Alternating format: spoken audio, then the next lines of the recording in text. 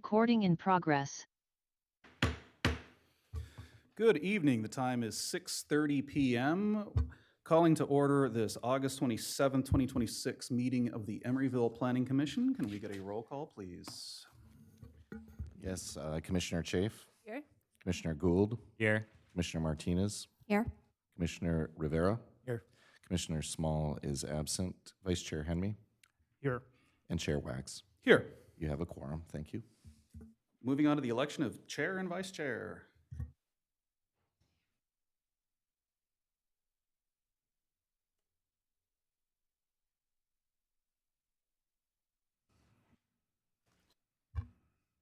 I was going to say with such important things coming up on the schedule, I think continuance of our current leadership is probably best just so we don't interrupt these negotiations. So I would nominate Chair Wax and Vice Chair Hemney to continue their roles.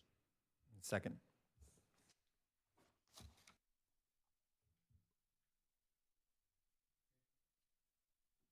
I would love to hear from the chair and the vice chair if they would accept those nominations. I came into this meeting ready to serve from whatever chair this commission wants me in.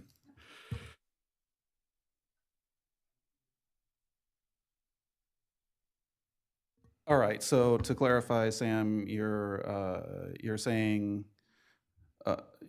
Yes, a motion to nominate Vice Chair Hemney and Chair Wax as their current roles as Chair and Vice Chair. all right, and that has been seconded.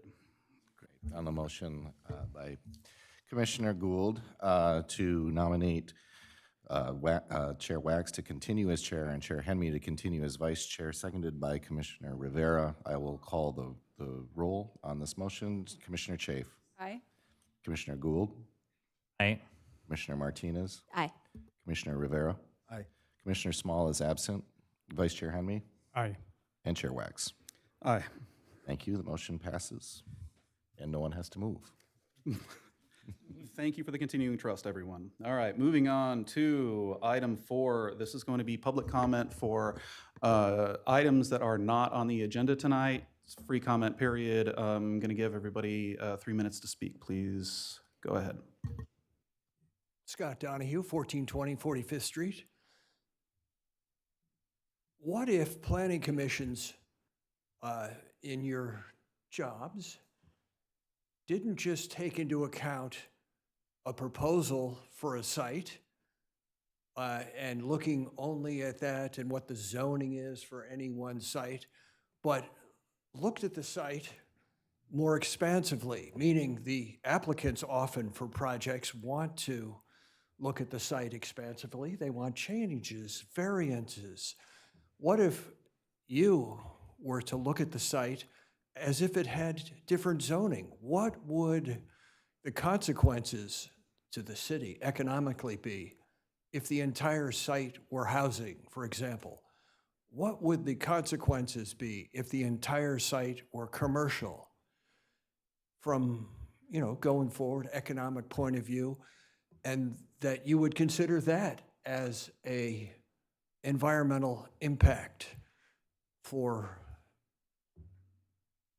any one proposal going forward as a comparison to what is being proposed. It's an idea, but it could be an appropriate idea for our city and for whatever project you're thinking about. Okay, thank you. Thank you. Any more public comments for items that are not on the agenda tonight? Seeing none, closing this item and moving on to item 5, approval of action minutes for June 25th, 2026. I'll move approval of the June 25th action minutes. Second. I have a small correction Go ahead. for the minutes. So just a very small thing on item number 4, approval of action minutes for February 26, 2026. Maya Small is listed under ayes and absent. So I think that just needs to be corrected. I would move the motion with that amendment. Yeah, thank you. Yeah, with that correction, on the motion by Commissioner Gould, seconded by Commissioner Martinez to approve the the June 25th minutes, subject to the correction noted by Commissioner Chafe. I will call the roll. Commissioner Chafe, Commissioner Gould, Aye. Commissioner Martinez, Aye. Commissioner Rivera, Aye. Commissioner Small is absent, Vice Chair Henme, Aye. and Chair Wax. Aye. Great, thank you. The motion passes. Thank you. Moving on to item 6, Community Development Director Report. Thank you, Chair. First, a recap of City Council actions taken since our last meeting. On July 7th, the City Council received the annual Active Transportation Plan report that was reviewed by the Commission at its June meeting and adopted the 2026-2027 Affordable Housing Table. On July 21st, the City Council held its first study session on the Sutter Hospital project, accepted donation of 3 artworks generated through the Rotten City Cultural District Residency Program, and approved a technical correction to an amount of one of the 2026 Visual Arts grants. Upcoming events include, speaking of the residency program, Jasmine Singh Rosado's residency began on July 15th, and that runs through August 30th. The closing event is August 29th at 5 p.m. at the RCCD headquarters, which is at Bay Street. The next residency up is On the Preciousness of Water, which is a group show that's being run by Archana Horsting. The opening reception for that residency is September 10th at 6 p.m., again at headquarters. ECAP is holding a grand opening ribbon cutting event on September 18th from 9:30 a.m. to 11:30 a.m. The coastal cleanup is coming up on September 19th from 9 to noon at Fire Station 34 out on the peninsula. Restaurant Week will be October 1st through October 11th this year, our first restaurant week. And the big annual art exhibition opening night will be October 2nd at 6 p.m. At the public market. And the Harvest Festival is coming up on October 3rd from 11 to 3 at Hushun Park. So a lot of events coming up. A few notable milestones related to development in the city. We issued certificate of occupancy for 5 ground floor residential units at the Park on Powell development on June 17th. We received an application for a new Cuddy Coffee Shop for their tenant improvements at the former Starbucks at the East Bay Bridge Shopping Center recently. And we also received an application for Maru Sicha Boba Shop at Bay Street. So lots of new drink options. There's also a matcha cafe recently we got tenant improvements for the former D-Spot Cafe on 65th Street. The application for tax credits for the 4300 San Pablo Avenue intergenerational affordable housing project was submitted in July successfully, and we are optimistic of its chances, which we'll know more about in the coming months, likely by the next time we meet. That concludes my report. Happy to answer any questions you may have. Commissioners, any questions? All right, closing this item. Moving on to disclosure of ex parte communications and identification of conflicts of interest. Commissioners, anything to disclose? Go ahead. I met with the Sutter Health team. Go ahead. I've also met with the Sutter Health team 2 times. I can't remember if I disclosed the first time, so I'm saying 2 times to cover all the bases. Okay, that appears to be it for ex parte communications. Moving on to item 8, scoping sessions. Sutter Health Medical Center Project Environmental Impact Report Scoping Session, 8.1. Yeah, good evening, Commission and members of the public. This is an EIR scoping session for the Sutter project. The city has hired urban planning partners to do the EIR, and Lynette Diaz, the founder of UPP, will be presenting the presentation for the scoping session today. With that, I hand it over to Lynette. All right, thank you, and good evening.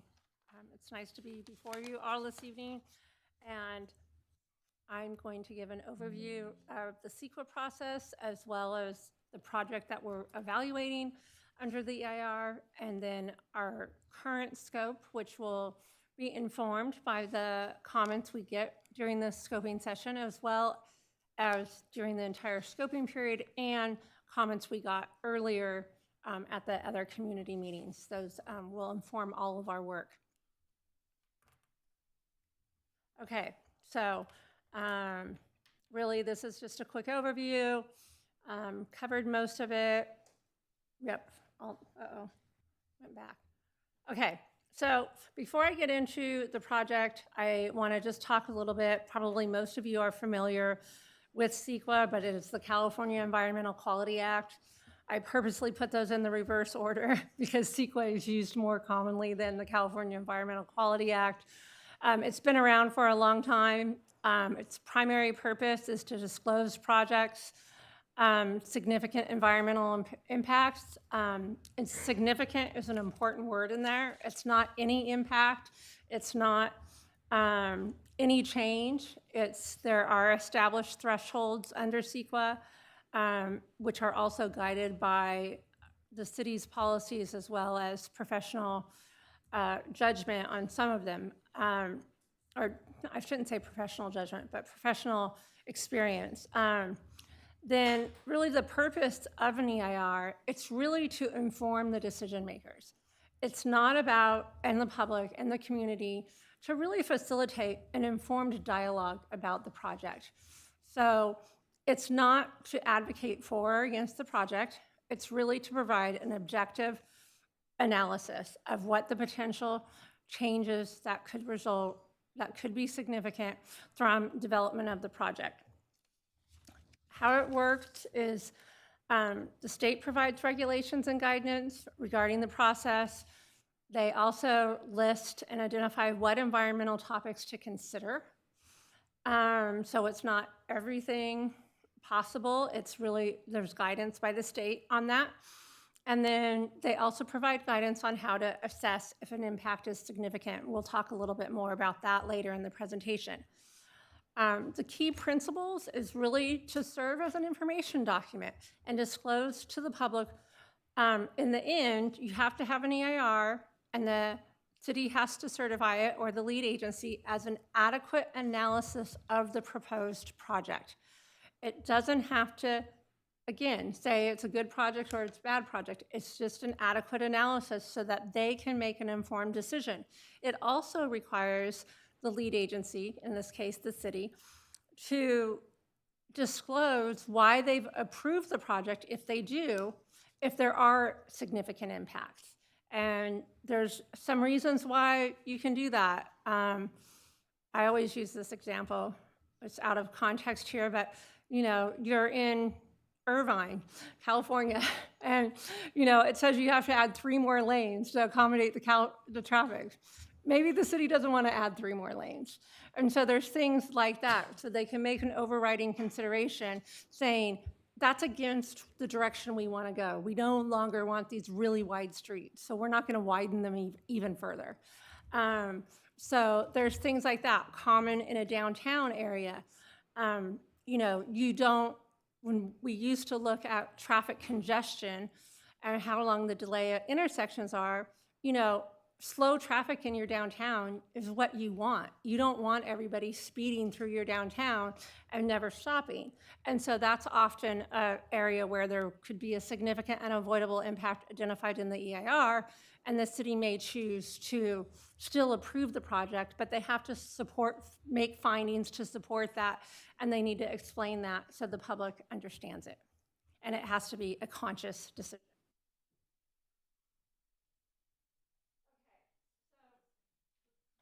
The purpose of the scoping session tonight is really and it's really the scoping period, which is 30 days. It's a little bit longer for this project. We really want to engage stakeholders. We want to hear from people early in the process. We have heard quite a bit. I've attended most of the meetings, or somebody from my staff has, that have occurred to date. So we've heard a lot. We're in the process of making some adjustments to the scope that aren't necessarily reflected here tonight because we're going to make them all at the same time. So we want to hear from you guys, the commissioners, as well as the community, as well as agencies. And, what are issues of concern? What are you concerned about? What matters environmentally? It's not that you just don't like the project. That's a project merit thing that you have to bring to the Planning Commission and the council. But from an environmental standpoint, what do you like and not like about the project? I mean, I should say I confused that. But what are your concerns about the project environmentally? And you want to hear suggestions. We want to hear suggestions for alternatives or mitigation measures. CEQA requires you to look at alternatives to the proposed project that will lessen significant impacts that are identified in the EIR. So it's not just any alternative. It's not like, oh, hey, I'd rather have this instead of that. It's very specific to alternatives that will reduce the impact of the project. But if you have ideas about those, you might not know it's going to reduce the impacts or not because we don't know what all the impacts are going to be. Feel free to share those. Also, as far as mitigation, which is measures that are recommended to reduce impacts. And so if you have some ideas for that, you can share those as well. So then who are the stakeholders? Because I say we're engaged, the purpose of this process is to engage stakeholders, or one of the purposes. Stakeholders are the community, anyone who is interested, residents, businesses, pedestrians, cyclists, any of those people who may be affected by the project. You can live in the city of Oakland, you can live in the city of Emeryville. Responsible and trustee agencies, other agencies that have to make a decision related to this project. In this project, 2 examples are Caltrans and the Bay Area Air Quality Management District. Apologies for all the acronyms. We have lots of them in our world. Affected public agencies, the City of Oakland, AC Transit, the City of Berkeley. Those are area agencies that may be impacted by this project. Also, I wanted to note that holding a scoping session like this is discretionary. The City of Emeryville typically does, but for this particular project, it is required because it is considered a project of regional and area-wide significance. And that is really determined by the size of the project. The EIR initiation, that's where we are today.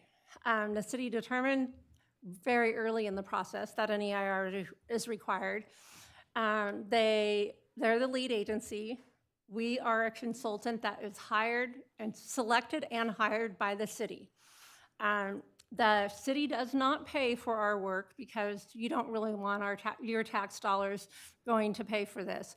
The developer or applicant, they do pay, but they pay the city and then the city pays us. So we don't have direct direction from the applicant, anything like that. We take all our direction from the city. And I think we can move on to the next one. The project site, 12 acres of a larger 22-acre life science center, PUD, which was often referred to as the Chiron. We also worked on that when Biomed Realty did their project, so we're very familiar with it. And then it's in Emeryville's South Hollis neighborhood near North Oakland's Golden Gate neighborhood. It's well served by transit, and it's also well served by bike and ped access. Those are all things we're paying very close attention to. The project site parcels, I don't think I'm going to go through every one of these. I think most of you in this room I recognize, and you probably already know that, so we'll move along here, and if people have questions, I can answer them. The hospital is, the new hospital, oops, I don't know how to use this mouse very good, I'm sorry. Building 8 is a new building, so that's really the big new building. The parking garage is here. I'm going to highlight some other changes that have occurred to the project as well, based on the applicant hearing things from the community and from the city. So since the city council meeting in June, they've added a protected and separated raised bikeways along Horton from 53rd to 62nd Street in both directions. They put a new park on the side of the PUD current building. I'm going to go back to that's here. And they moved the shuttle service down here to, is that the Horton Park? Is that what you guys refer to it as? Hollis Street, thank you. I'm like, I can't read the writing on that. Which seem to be a better place for the shuttle, and it really allows this park to really grow and be something special there that can serve the community well. Other changes is the residential variant is now significantly larger. It was initially proposed at 57 units. It's now up to 133 units, and it's 8 stories versus 3 stories to get those additional units. Then we also, in the EIR, will look at 2 additional variants. The installation of a traffic diverter on 53rd Street and east of Hollis, and the variant that Sutter would lease approximately 580 spaces within Bay Street parking garage and maintain existing traffic diverter on Horton Street. So we've heard a lot of concerns about that. Sutter heard them. They have proposed these variants. Did you want to add something? Just a clarification, in variant B, the proposal to lease 585 parking spaces within the Bay Street garage, it will also include removal of the traffic diverter. So in all variants, the current existing traffic diverter on Horton Street is being proposed to be removed. It would still be removed. Okay, apologies for that error. Things are fluid. Okay, so CEQA process, where are we? We're at the step number 1, NOP and scoping. You know, at some of the city council study sessions and planning commission, we heard, we're already doing an EIR. We're right at the very beginning to do the EIR. We're not very far down the road at all. This is really the first key step in it. And you guys want us to do the EIR because you want to see what the environmental impacts will be, and this will inform that.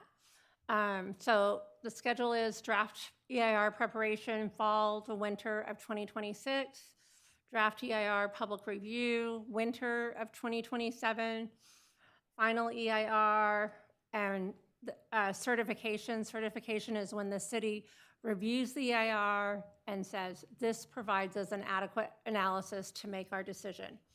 And then project consideration needs to follow that, and we anticipate that will be spring and summer of 2027.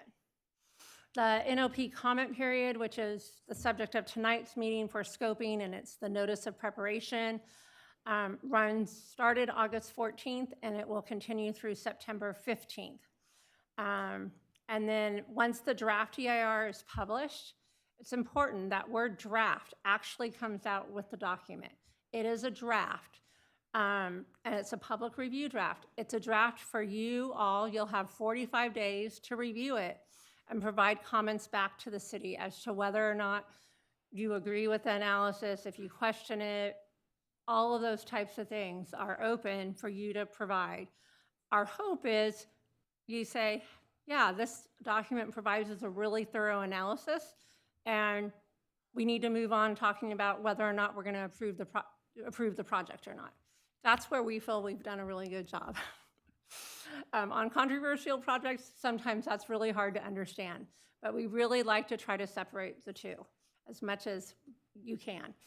The notice of preparation and the notice for this meeting was distributed to the State Clearinghouse, which is the CEQA. It's at the State Governor's Office of Planning and Research. Now it has a different name. We need to update that. Alameda County Clerk, interested individuals and organizations. So anybody who has expressed to the city that they want notices related to this project, you should have received a notice for this project. If you know others that want to receive notices for this project, make sure you let planning staff know. And it was also mailed to properties within 1,500 feet of the site and posted on the city's website as well. So we tried to do a lot of noticing. This is all the topics. When we talk about the scope of the EIR, it's like, what is the EIR going to look at? We're going to look at a proposed project, and then we're going to evaluate it against what's in place now, generally speaking, and how would it be when the project is built and developed. So I'm not going to read every one of these topics, but you can see it's very thorough analysis. Lots of different things. Transportation is here. Oops. Oh, I keep doing that, sorry. I have to not touch the mouse. Okay, I need to use this. There we go. The only topics that we won't look at in significant detail are ones that just really are not related or applicable to Emeryville. Agricultural and forestry resources, no, those that don't exist on the site, I don't think they exist in Emeryville. Mineral resources and wildfire. And wildfire is really when you're in wild lands, it's not urban fires. What is significant? So under CEQA, a significant effect is defined as a substantial or potentially substantial adverse change in the environment. So you conduct an impact analysis, you compare, again, what the project, what's out there today versus what is predicted to be out there when the project is built. You compare that to established thresholds of significance, which some of those come from general plan policies, some of those come from the state guidance, but most of the thresholds are quantitative. So like noise, for example, what's the existing noise out there today? What's it projected to be after the project's built? And then look at that net increment change, and does that raise above the significant threshold? And there's different thresholds for each topic. So I think that one's and the air quality is the same way. And the air quality, the California CARB, California Air Resource Board, together with the Bay Area Quality Management District, they establish thresholds that everybody uses. Sometimes the thresholds aren't as black and white as we would like them to be. So then we look at city policy, and we do look at some professional guidance and what has been used for other documents. So that is a possibility there. And then we make a determination. Is the impact significant? Is there enough change that's going to happen? And it's going to have an adverse impact above the thresholds, then you determine it to be significant. And then we identify potential mitigation measures, improvements, project modifications that can reduce significant impacts. We try to recommend ones that can reduce it to a less than significant level, so below the threshold that says it's significant or not. We're not always able to do that. So sometimes the city has to make a significant unavoidable finding if they move forward and approve the project. The transportation analysis, we have Sam Tabibnia from Fair & Peers here. Fair & Peers has done a lot of transportation work for the city. They're leading the analysis, and the EIR will focus on vehicle miles traveled. That's what VMT is. And that is a change. It's not really a recent change anymore, but it's one that everybody's still trying to get used to. And it focuses on how many miles somebody travels to go to the destination or to the project, or from the project to go back home, versus what's the level of delay you're going to have at an intersection. And that was a statewide decision that was made several years back, actually probably many years back at this point. And so everybody's like, well, we want to know about the operation at the intersections. And so the city will still do a non-CEQA operational analysis of the intersections. So you guys will have that information, as well as the Planning Commission and the council, to understand what the operational impacts of the project will be on intersections. That's also helpful information for Caltrans, the city of Oakland, the city of Berkeley. The city also will use that information to put conditions of approval on the project if those are necessary, independent of the CEQA mitigation measures. So those two things have separated. It gets a little bit confusing, but you'll still get all of that information. The The EIR will evaluate pedestrian, bicycle, and transit facilities, safety, roadway hazards, emergency access response. It will look at the hospital, the medical office buildings. It'll look at each of the variants, the parking and the residential one. It will look at parking supply, shuttle programs, the helipad, emergency access, and loading and deliveries. It will be very comprehensive. You're going to have more information, but we really will try to present that in a very digestible format. We'll have meetings during the draft EIR review period where we can help you all understand that and go through that.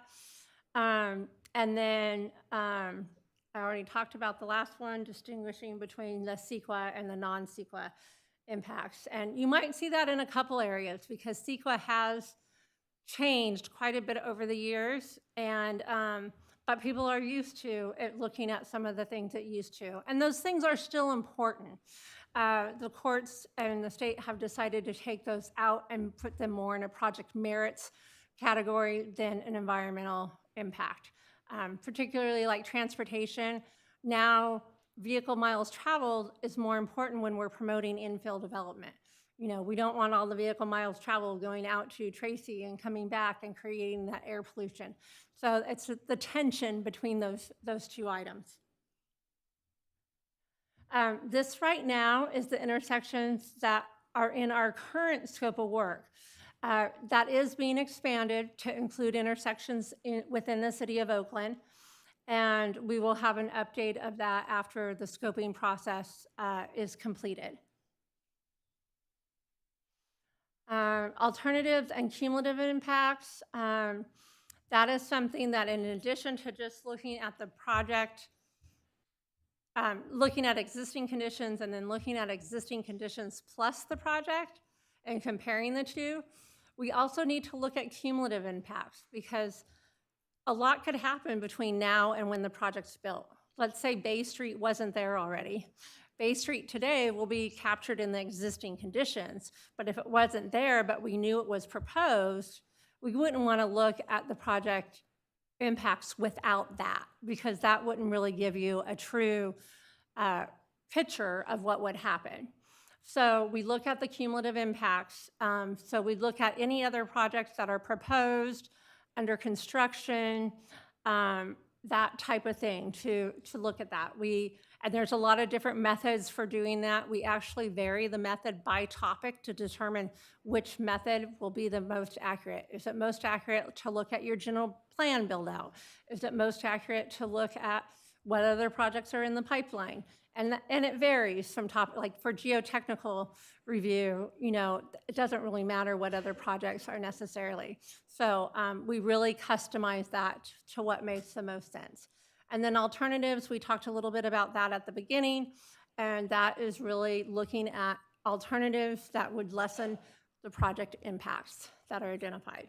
So a lot of times the alternatives are not, we don't really figure out what the alternatives are going to be till relatively late in the process. It is before the draft EIR is published, but we need to first see in the early drafts that we're working with city staff, you know, what, and after the analysis comes in, what are the impacts? So then we can say, we need to look at these alternatives to reduce it, and how can we reduce it?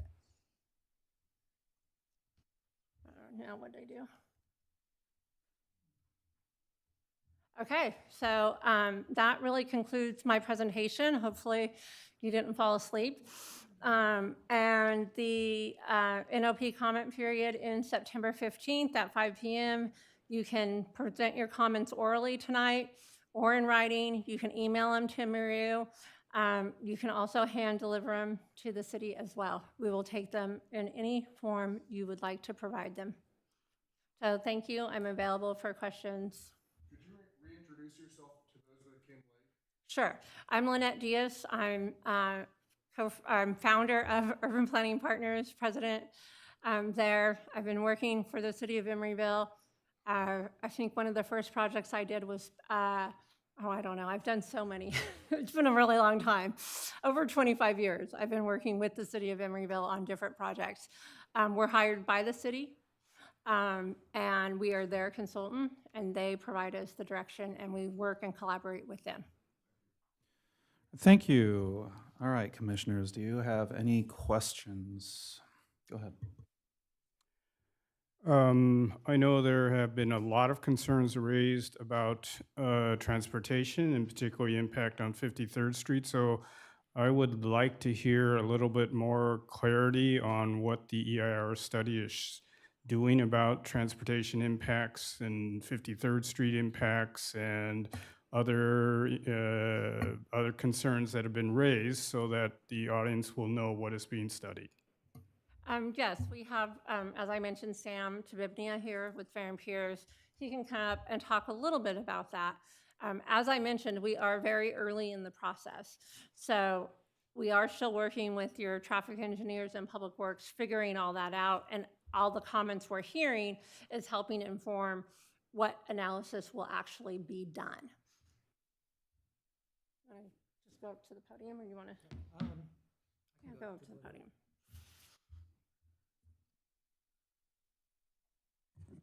Okay. Good evening. Can you hear me?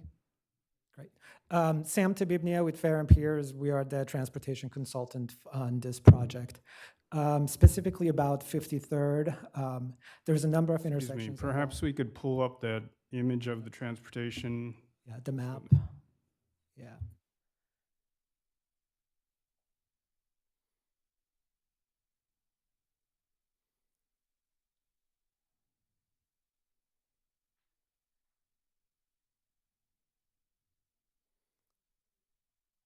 That's slide 16.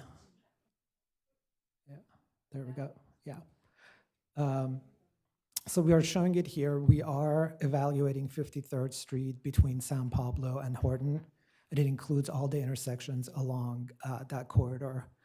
And also one of the variants that's being studied is putting a diverter on 53rd, somewhere east of Hollis, where it would basically prohibit traffic from going through on 53rd. Again, that's one of the options that we will be evaluating to see, and then what's the difference between having that diverter and not. And based on that, we can make a decision about what's appropriate. Excuse me, so when you say it would prevent traffic, do you mean preventing traffic from going down 53rd to the hospital? Yes. So they would not be able to drive? Correct. From San Pablo to the hospital? Correct. Is one alternative that's being considered? Correct. Thank you.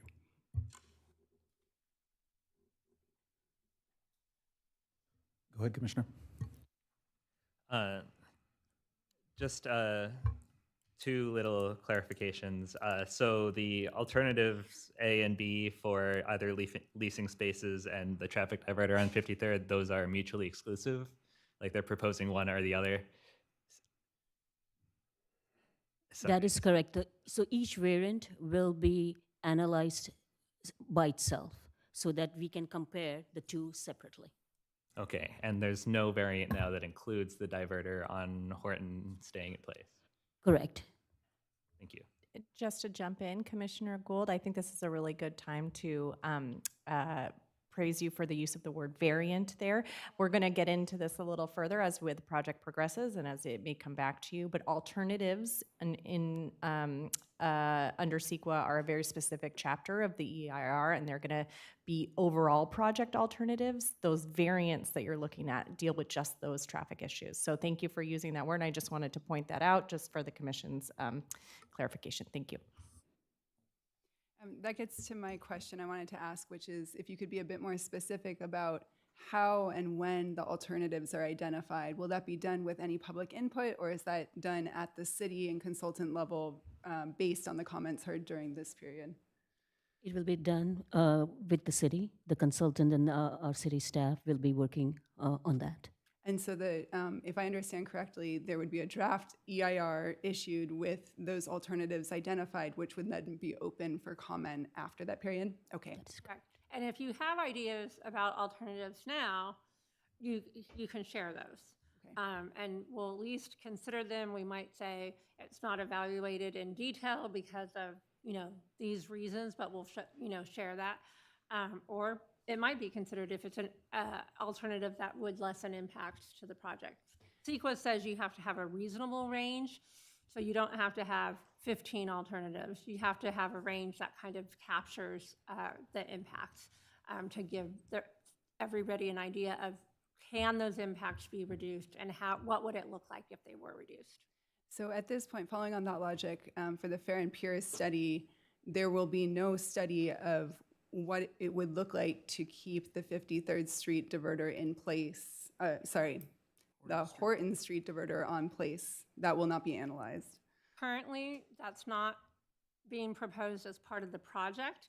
It doesn't mean that if we find not keeping that diverter causes significant CEQA impacts, that it can't be looked at as part of one of the CEQA alternatives. And that's, if that's an area of concern, that's an area we'll look at. That might be an example. I mean, and I'm really just using this theoretical, but if we didn't identify a significant impact relative to that, we might say that wasn't evaluated further because this, and this.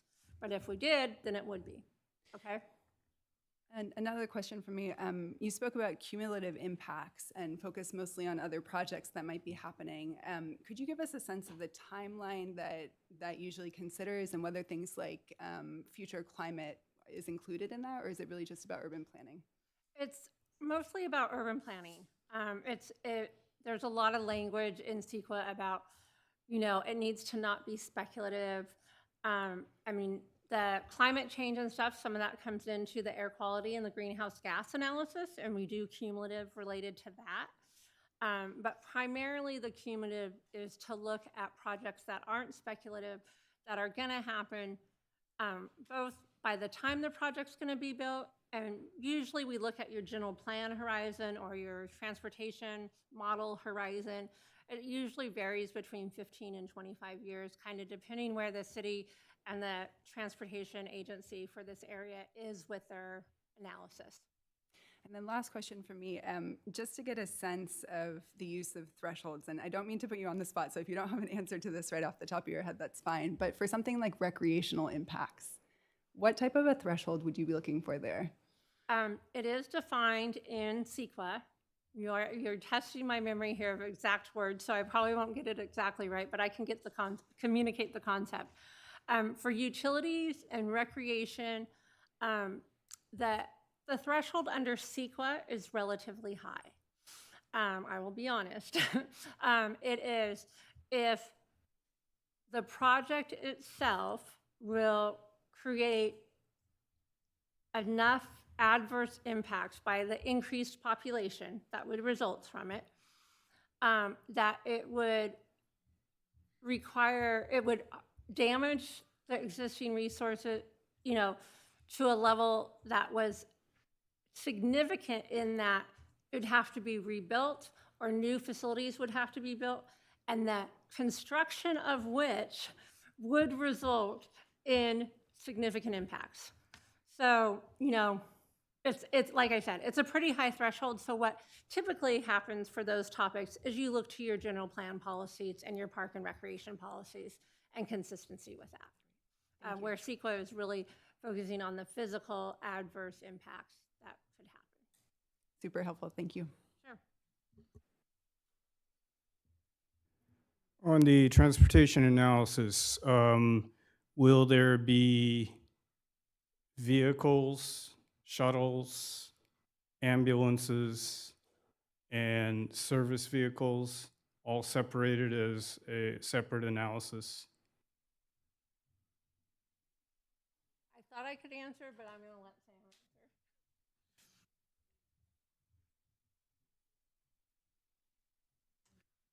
answer. Short answer is yes. Good. It's basically, we're comprehensively looking at everything. Okay. So the specific circulation for each mode is done qualitatively, but whereas the quantitative traffic impact, delays, queues, congestion levels, that accounts everything in there. Okay, thank you. Second question is, for example, on the housing, where you are showing the analysis would be for an 8-story building, does that then is that the maximum? If a building were built lower, for example, it became 5 stories or 6 stories, it's within the study? That's a great question. And it's one that I sometimes really get hung up on. And see, the intent of the CEQA document is to capture the worst case scenario without overestimating impacts. So if you're going to decrease the height, you're going to decrease the number of units. For most environmental topics you look at, that's going to lessen the impact. So it's not going to require a new EIR. You can, when the council or the planning commission recommend approval or approve the project, because this project's going to evolve. It's a very complicated, big project. We had a lot of discussions about this around the publication of the notice of preparation. I think a lot of the refinements that are likely to happen on any project, not just this project, as staff reviews it, they understand more, they look at their policies. They have a whole year plus to review this project while the EIR is being done. Refinements are going to be made. Hopefully those are going to be for the better. The project team, they're likely going to discover new stuff as it moves forward. So the project that actually goes before for the council to consider for approval is probably going to be different than what's in the EIR. What we have to find at that point is the difference significant enough to require new analysis. If it is, because the impacts are greater, different mitigation is required, but not if the impacts are less. Because then CEQA is doing what you want it to do. It's helping facilitate a less impactful project. Thank you. Excuse me, I just wanted to make one clarification regarding housing. This would be workforce housing, not housing for anyone, just to clarify that. Good, thank you. Is there any analysis of economic impacts? For example, a lot of new business going to Bay Street from workers, tax issues. Obviously, there's negative impacts as well. Is there any kind of analysis of that? In CEQA, not necessarily per se, and if you have anything to add to that, feel free. But separately, outside of CEQA, the city has commissioned a fiscal impact study that does look at those things. Yeah, I'll just add that occasionally economic impacts are looked at. They're not looked at very often these days. Walmart used to be an example. If you put a Walmart just outside of a downtown and people were concerned the Walmart was going to decimate the downtown, and there was physical environmental impact that was projected to occur. I see. That we really see very little of that anymore because, again, the threshold is really high, and it's not really the best place to look at it. Okay, thank you. Does the EIR provide any context between the proposed project and what is already entitled in the PUD? For instance, let's say this wasn't going to be a hospital, but it's already entitled for certain business uses. Let's say they stuck a data center there. Would we be able to roughly weigh the consequences of those climate impacts? Also a very good question. And not a super straightforward one, or not a super straightforward answer. It varies, but under alternatives, CEQA requires us to look at the no project alternative. We typically look at 2 no project alternatives. A no build alternative, that means the site just stays as it is. We also look at a no project alternative that's consistent with existing zoning and what might happen. Oftentimes there's many things that could happen under that. So you have to sometimes that ends up being more a qualitative discussion than a quantitative discussion because it's hard to pick which one to analyze, and you can't, analyze so many. But we give you a pretty good idea. I do think data centers are something that are on the public mind at the moment, so it could be a good to see if that's something that could be shoved into that site under current entitlements. And I'll remind folks that that site is entitled already. I'm not sure that could be, but we can look at it.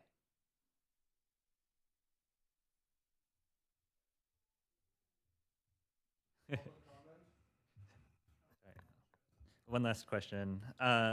So does the EIR only present mitigations required by the Sutter side, or are there other things that are responsibility of the city? Like, let's say it identified or I guess not transportation because that's not, but like something that could be mitigated by running more shuttles with the Emeryville, or it has a population impact that requires us to accommodate it with more housing. Is that something that's analyzed that the city has a responsibility to accommodate, or is it only impacts that the applicant would have to mitigate? So it varies. It includes both. And really, in the CEQA document, we generally don't get into who's responsible for that. But we do, in our ultimate findings, a really good example is if, let's say we need an improvement on San Pablo Avenue or at a freeway on or off ramp. The city has no control. The developer has no control of when Caltrans might move that forward. That's a really good example of sometimes where we find it as significant unavoidable because it's outside of the city's control. That doesn't mean it shouldn't happen, but they can't promise what date it's going to happen by. So we look at both, definitely. I'll add one thing to that. Under the cumulative, sometimes the project's just contributing a portion to that cumulative impact. So sometimes that's accounted for too. They don't have to mitigate the whole thing, they have to mitigate their portion of it. I have one question related to significant and unavoidable. What sections are you estimating to be significant and unavoidable and needing that overriding consideration? We don't know yet. No, don't know yet. Okay. We got to do the analysis. Speculative, Robert, come on. So it was noted earlier that this project is 12 out of 22 acres of this total overlay. Can we get alternatives that exist within the overlay but outside of the current project area considered? CEQA does provide for off-site alternatives. I think that's what you're trying to say. So like if the project was to be built somewhere else. No, I mean, if the project was to be expanded within the original overlay. I mean, that probably, it would depend. I mean, if it would reduce impacts, then yes, it would be within the scope of it. So I'd have to hear a little bit more about that, but it's a possibility. And it's a possibility to look at off-site locations. Oftentimes, we don't look at off-site locations in urban settings as they don't have control over the site. The city's not proposing the project, so it's really not that meaningful of a review. Okay, and as far as the traffic analysis goes, are we going to get some kind of a timeline projection, or are we just going to get an analysis of the initial traffic impacts? Because what we're hoping for is some significant downward trend. Yes, you will get both. You will get what is estimated in the short term based on today's conditions, and then what is estimated 15, 20 years out based on the cumulative development. It's modeling, but we do our best job, to predict that. And for example, air quality often in the cumulative condition goes down. It doesn't go up because we take into account all the better cars and all of that stuff. So oftentimes in cumulative, air quality goes down. Transportation, it varies. Okay, thank you. How does the CEQA view, I guess, the idea of reducing direct impacts versus, say, offsetting them? Does it differentiate? Under CEQA, you're obligated to study the maximum extent feasible to reduce an impact. Feasible, sometimes there's economic reasons that it becomes unfeasible. And that's where the significant overriding findings come in sometimes. But we are obligated to look at anything that is reasonable and seems feasible. So sometimes, it might not be feasible to widen a roadway because you have buildings on each side of it, and you'd have to move all those businesses. So that's not a feasible mitigation measure. So then we would just say, this is what they could maybe improve this turn lane, they could do this or that, but it's gonna minimize the impact, but it's not gonna eliminate the impact to a less than significant level. Okay, thank you. Commissioners, any more questions? Okay, in that event, I'm going to open this up to public comment. Given the number of people that are in the room tonight, I'm going to give 2 minutes each. However, we're going to continue to follow the procedure that the City Council has been following, where if you want to yield your time to a current speaker, please identify yourself and say that you would like to yield your time to their speaker. I'll allow this once per speaker, again, following what City Council's been doing. And again, as a reminder, this is a scoping session, so we are trying to tell the people who are working on the EIR what we need them to do to give us the information to talk about this project, whether we love it or hate it. With that said, anybody with comments, please approach.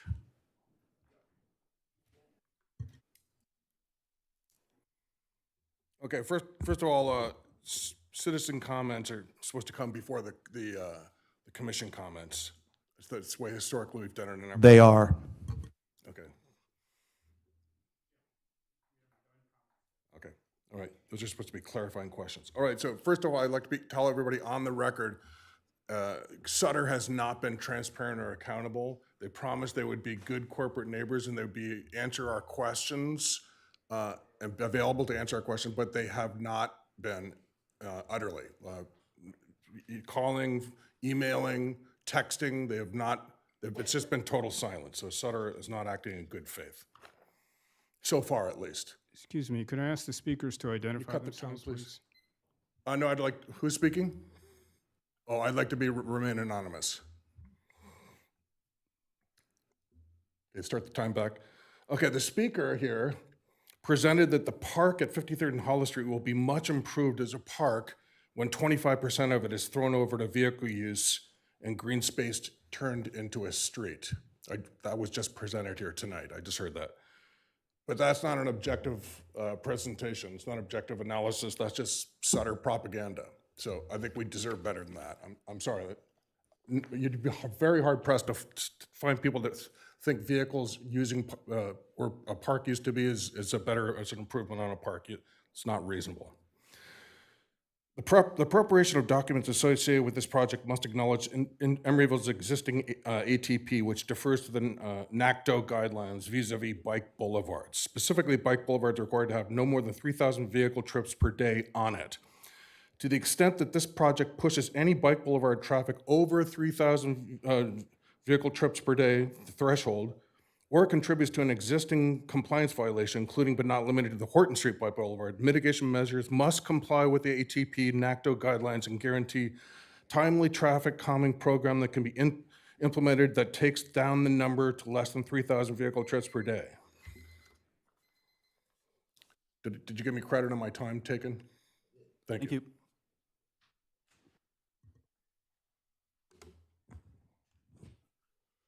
Hello, my name is Patty Lincoln, and before I get started, I would just like to say that speaking to you all about this, I feel like I am such a stakeholder that it makes me very nervous. My heart is racing. My voice sounds funny in my ears, and knowing that I have this time limit is making it a lot worse. So I'll do my best, and I timed me at home, and I was good. So gonna do my best, but I live on 53rd Street, and as I'm fond of saying to the decision makers, you don't. So I'm gonna try to read what I've got here. I do wanna say, based on this presentation tonight, that moving that shuttle depot closer into the park on 53rd and Hollis, you're moving it closer to the child care centers and the houses. So how does that make sense? More traffic right there closer to all of this stuff. Anyway, so healthcare company, why would they want to do this kind of thing so close to 2 preschools, daycare, kindergarten through 12th grade public schools, soccer and football fields, a track, a swim center, a summer camp campus, a gymnastics training center? This is the whole project area is a high-intensity outdoor recreation space. I have so many examples. People, including children, breathe at highly elevated rates in my neighborhood. Okay, I want to point out that a standard EIR won't properly classify this entire area as a sensitive receptor and very sensitive receptor. There's a heavy concentration of children with developing lungs, language development, all kinds of stuff going on with these little kids, not just the babies and children who live here. Kids from all over are delivered into my neighborhood every day and spend the entire day here, sometimes up to 9 hours in a daycare center, from Berkeley, Oakland, all over the place. Can someone please yield me their time? Thank you. So, children playing organized sports, having recess, PE class, playground time, children who breathe more deeply, medically proven, in our neighborhood all day. Weekend sports too. There is no way to get an accurate baseline without evaluating the schedules for the athletic fields. Some days it's crazy, and other days it's freaking crazier. So outdoor gym, neighborhood pool, these schedules have to be looked at because some days there's so much going on at the field with so many people breathing deeper and deeper and getting so physical. And some days there's only a little bit going on in that field. So the EIR has to focus on toxic air contaminants with a focus on deep lung penetration. An expanded, specialized assessment needs to also incorporate domestic animal welfare using specific methodologies. Pets, there is a heavy concentration of pets here too. You invited them to move here with all these dog parks. The impacted area is filled with dog parks and dog-friendly facilities. You think 4th of July is bad for dogs? Try pile driving. And have you noticed all the cat trees in all the windows? The entire area is a sensitive animal receptor. We need domestic animal welfare using specific methodologies. The whole area has to be mapped as a high concentration pet area. Dogs and cats have a much higher hearing range than humans. Stress indicators, cumulative and chronic effects have to be looked at. And this is a liquefaction area too. An alternative is a different, safer location. No project here. Thank you very much for your time. Go ahead. I'm Laura McCamey. I'm an Emeryville resident. I do not feel like this traffic analysis is adequate. I'm just going to point out a couple things. It does not include 55th Street from San Pablo to where it ends, and then Doyle Street, which is a cut-through that is very commonly used right now with traffic going way too fast on a street that is really not designed for it, and where there's a lot of pedestrian traffic and outdoor seating for a cafe. I think that should be included. I'll let my Oakland neighbors talk about Oakland, but I know there's a lot of concerns about 53rd Street. East of San Pablo, it doesn't feel like this analysis goes deep enough into Oakland and Berkeley or far enough north on San Pablo. I also want to say I didn't see anything about light pollution. A building of this height, any building over 200 feet needs to have lighting 24/7 to keep aircraft from hitting it. And I don't know what kind of lighting will be required for the helipad, and that's going to have a huge impact on the light shed of the neighborhood. And just the lighting, even without that, the lighting from a very tall building that is going to be open 24/7 and shedding light on the neighborhood.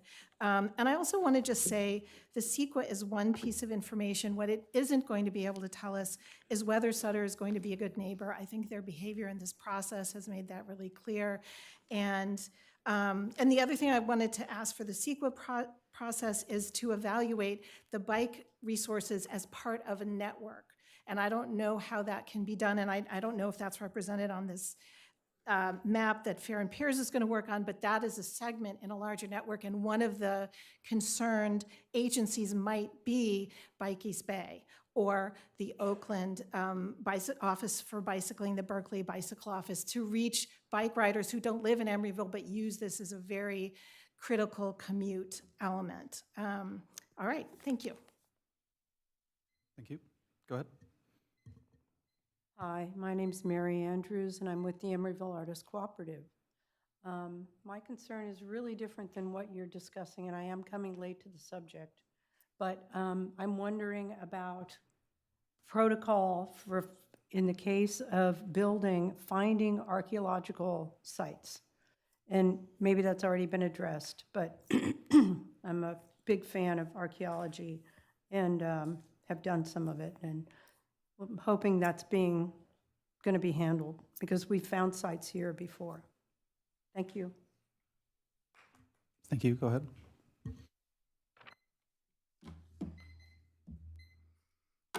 Good evening, Commissioners. My name is Jeff Fontes. I live on 53rd Street. I have 2 small children in school, childcare. I've been here before. You know the story. Shout out again to my wife for putting them to sleep tonight. I'm going to submit written comments, but I just wanted to highlight a few things that I'm planning to submit. First, in the transportation study, I didn't see Stamford Avenue, the corridor between Hollis Street and Powell Street covered, which is a bike boulevard and has a childcare facility on it, and is a conduit to many parks in the area. So I think it's important, I can envision employees leaving the hospital and taking that route to get eastbound. So I think that's important to review. I also want to echo some of the things that I heard, which is evaluating keeping the diverter. I would love to see that included as information that is useful to the commission and to the city council and to the public in evaluating the project. I encourage doing a detailed safety analysis of 53rd Street during school and childcare arrival and dismissal. It's already a narrow travel space with double parking. And I think that the 585 spot deficit can make conditions worse with people circling, looking for parking, and prevent, emergency vehicles from getting through and other, safety issues for students that are crossing the street, jaywalking to get into school. On the helipad, I'd love to see details about flight frequency, fuel types, flight paths, daytime, nighttime operations, noise analysis of individual nighttime events, because it's very close to Bay Street residences, and air quality analysis for sensitive receptors in the area. I'd love to see on archaeological resources what the plan is for mitigations. Thank you. What the plans are for mitigations and like the protocol for stop work orders, and recommendations for what monitors should be on site during construction. Let's see, what else?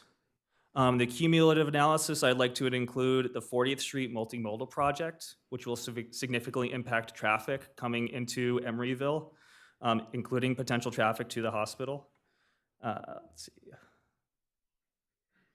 And in terms of construction, I'd like to also, make sure that there's detailed analysis of when there's excavation into land with known contamination, like the EIR should thoroughly examine contaminated soil, groundwater, vapor intrusion, dewatering, dust, and hauling risks.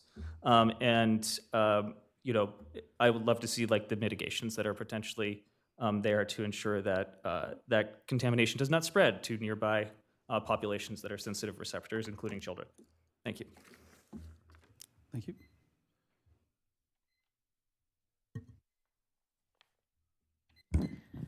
Hello, Judith Timmel, a resident on Doyle Street. I will be submitting written comments, but as I was sitting here and listening to all of the talk about mitigations and alternatives and thinking, what is the alternative to a 330-foot building casting shadow, creating light pollution? Light pollution, as I looked it up today, it could be 3 to 30 times the maximum light of an urban environment. The noise, 6 years of construction, I don't see how you mitigate this.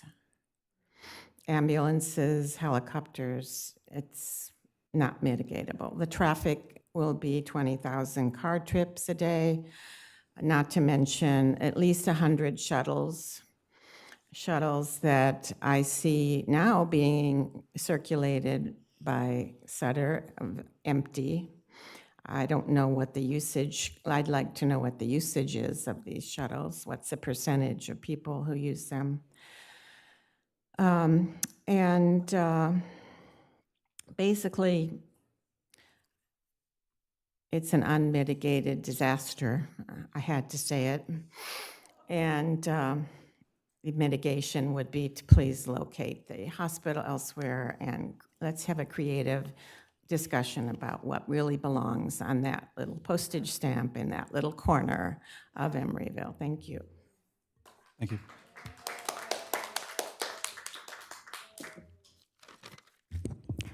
Hi there, my name is Connie Zhang with Emeryville Village on 53rd Street, the residential complex directly adjacent to Emeryville's 3 schools and located 1 block over from the proposed Sutter site.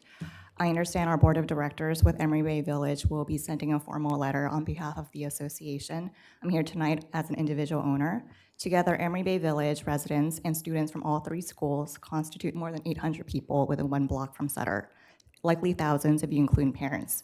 Together, we constitute the largest, the most immediate, and the most directly impacted group of Emeryville stakeholders within 1 block of this proposed Sutter site during construction and beyond.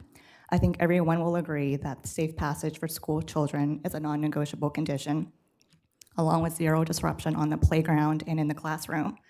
Safe passage for school children should be the foundational baseline and should be the top consideration the city and that Sutter should anchor its discussions around. Any project approval should be conditioned upon the alternative, mitigations, or site plan configuration that produces the least negative impacts to students along 53rd Street between Hollis and San Pablo School Corridor. I'm not a CEQA expert, so these are some of my best attempts at conveying in plain English what I think are most essential for ensuring safe passage for students. No construction trucks, no ambulance routes, and no shuttle buses on 53rd Street between Hollis and San Pablo, even for secondary access. If secondary access is needed, the EIR should identify alternatives that does not use the school corridor as Plan B. The EIR should evaluate alternative locations for the shuttle depot. Hollis Green on 53rd is already a key walking path for students to get to school.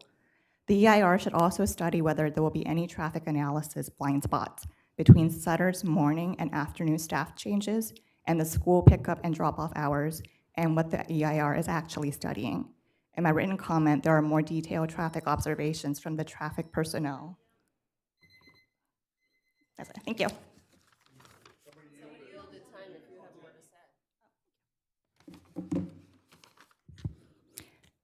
In my written comment, there are more detailed traffic observations from the traffic personnel who is regularly stationed for the school for ticketing, violations.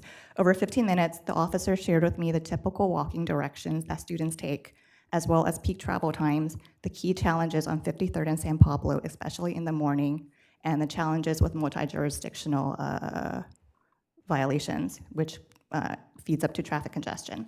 If the Planning Commission shares the public's interest in protecting student safety, we invite commissioners to ask proactive questions during the EIR scoping that reflects this priority. The commission should identify and ask what are all the potential CEQA-relevant impacts to students, which site plant configuration best protects the interests of students, and how is the city going to think about traffic congestion? Linda earlier mentioned, traffic congestion is no longer considered a significant impact under CEQA. It's measured with VMT, where one square mile is Emeryville. But we all know traffic congestion is going to be a key issue. So what metrics will the city use to evaluate traffic impacts for mitigation? Students and parents on 53rd Street make up the biggest group of directly impacted stakeholders for this project. It is often difficult for parents with school children to be able to come to these meetings to comment during dinner time. This is why it's ever more important for the Planning Commission to take the lead in helping correct this blind spot. Thank you. Thank you. Hi, good evening. My name is Aaron Woolsey. I'm a resident of Oakland. Of the Golden Gate neighborhood. I live about a half a mile from here on Marshall Street in between 55th and Stanford, so it's pretty close. I think the 1,500-foot distance for notification is inadequate. I think that the noise pollution and light pollution will affect most of the population in Emeryville and people in North Oakland as well. People have already spoken about the light pollution and shade dominance, so I'll talk about noise pollution. I would like the EIR review to review helicopter noise pollution, and I would suggest that the Planning Commission and City Council actually take the time to stay overnight next to a hospital that has a Metaflight helipad and experience what that is like. As I was in the last meeting, I used to live in Menlo Park across from Stanford Hospital. We heard it every night. It's not just them coming in and landing, they are hovering there for quite some time. I would also like the review to look at ambulances and sirens at multiple intersections. We have Powell Street in Hollis, which is going to be the main threshold entering this area with sirens throughout the day and night. San Pablo and Stanford as well. I think the traffic, is that right? Okay. So I think that the traffic evaluation is missing San Pablo Avenue all the way up to Alcatraz. We all know that there's a snafu along San Pablo on 62nd and 63rd Street in Alcatraz with these red lights.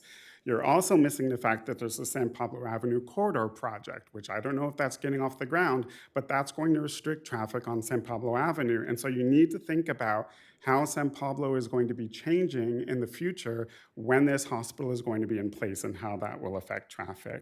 I also want to know if the city will have to restructure Hollis Street here that you just spent the last couple of years restructuring to have pullouts for AC transit buses to allow public transit to stop for people to go to these hospitals. Thank you. Thank you. Good evening. My name is Michael Coolum. Thank you, Chair, members of the Commission, and to the presenters for this opportunity tonight. Overall, one thing that I think would be really helpful is to understand the extent of evaluation of the existing conditions versus the proposed project, and what was permitted and approved as part of the full build-out of the biomed project. As we talk about this 20,000 additional trips figure, for example, it would be helpful to know if that's on top of existing conditions today, and then what was approved as part of biomed. But some specific requests that I have primarily revolve around VMT and the transportation study. I echo my neighbor who just spoke, requesting that the full extent of San Pablo be added to the transportation study. I would say all the way up to Ashby to align with the extent of the Hollis Street analysis. I would also ask that Stanford up to Adeline be included, the extent of Adeline, including through Oakland, and 55th Street from Market to its terminus at San Pablo. Going off Commissioner Gould's comments, I would request that the study evaluate a variant that combines the bike and pedestrian improvements on Hollis, that combines the 53rd Street diverter with the lease of Bay Street parking, especially considering the city isn't going to have control over that parking in that lease agreement. It would be important to have permanent infrastructure on 53rd Street as well. And also similar to my neighbor, I hope that you'll consider the full planned conditions for San Pablo with the BRT project and bike lanes project, not just existing conditions. Thank you. Thank you. Hello, my name is Therese LaHaye, and I live in the Emeryville Artists Cooperative. And I have lived in Emeryville since 1999. And for many years, our neighborhood was abandoned buildings, abandoned lots, really a blight. And 5 or 6 years ago, Huichin Park opened our beautiful red bike bridge, pathways. People come ride their bikes and walk and picnic, from all over the area. And I see the Sutter project as a whole reversal of that, of the traffic and the noise and the light pollution. And I feel like approval of this project is taking the quality of life that we have earned and enjoyed away from us. Thank you. Thank you. Are there any further public comments?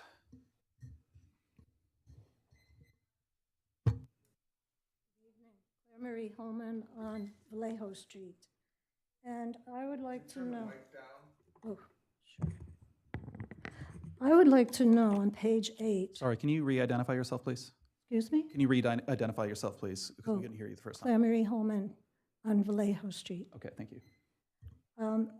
On page 8 in this document, it says, if a community benefit agreement is proposed, what is a community benefit agreement? It's under this whole section where the general plan amendments are happening. And it popped out at me to ask tonight, what is a community benefit agreement? I'm sorry, this is comments only right now. Excuse me? We can answer after your comment. Oh, okay. And then the other thing I want to know, there's been no mention of Temescal Creek anywhere here. And I know that it runs under Chiron. So I would like to see that put in the proposal, okay? Thank you. And just quickly, the community benefits agreement is what we have in lieu of what we'd usually have with a for-profit development that is just an agreement on how to mitigate impacts. It is completely in development right now. All right, do we have any other public comments? Go ahead. What? I've already spoken. Oh, no, I'm sorry, one time only. I just was going to tell a funny story about the street that happened this morning that I thought you all would enjoy. Sorry, anyone else? Okay, closing public comments. Thank you. Now is the time for commissioner comments, just like last time. Anybody want to start? Go ahead. I reserve the right to speak up again later since I'm going first. But I want to thank the public for coming tonight. This is the purpose of a scoping session, is to hear and receive all of your great comments so they can be incorporated into this process. And as Lynette said, Lynette, sorry. Yeah. People can submit their comments by email, by paper, orally here, and there's also going to be a city council meeting as well, or is this it? This is it. Okay, this is your chance. So thank you for coming to this meeting. This is precisely how this is supposed to work, and I will just lend my my own emphasis to all of your comments. I think they're really in line with what we heard at our study session. A lot of the same concerns that I have, obviously, with traffic impacts, but I appreciate urban planners clarifying that VMT is going to be the focus of the actual EIR, but the city is actually separately going to study those impacts, and that, I also agree that a wide swath should be considered when looking at those impacts. I did appreciate that the variants that were provided that were already under suggestion, but I would also like to agree that maybe seeing those in combination, as well as, I would like to know what the impact of keeping that diverter that currently is in place, what that would do as well. In addition to everything all the great comments that have been brought up into the very last great comment about impact on the creek, which has not come up tonight. I did not see anything about the mature street trees that are being proposed to be taken down in the construction of this, and I'm hoping that the impact of removing healthy mature trees that are in our current tree plan is considered as well.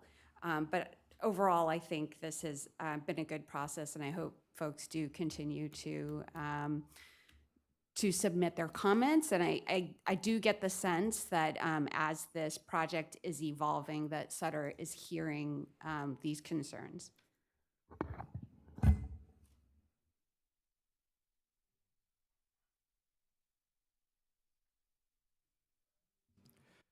I would reiterate the thank you to the community for expressing their concerns, and I think I'd encourage these concerns to be brought up continuously because voice is important. And in my meeting with Sutter Health, I've got the definite impression that they have heard those concerns and are trying to address those. So I encourage you to continue bringing those up. And that includes one of the alternatives is not being able to drive down 53rd Street to the hospital. So that's an example of, I think, listening to the concerns. So one of the variants, excuse me. Is siren noise one of the considerations? Okay, that was a nod, so yes, thank you. That was a good concern to bring up. And could you also, archaeology was also brought up as an issue, and that is also dealt with. Okay, thank you. So, but I think the suggestions made were good, and that's the purpose for this meeting. So, great, thank you.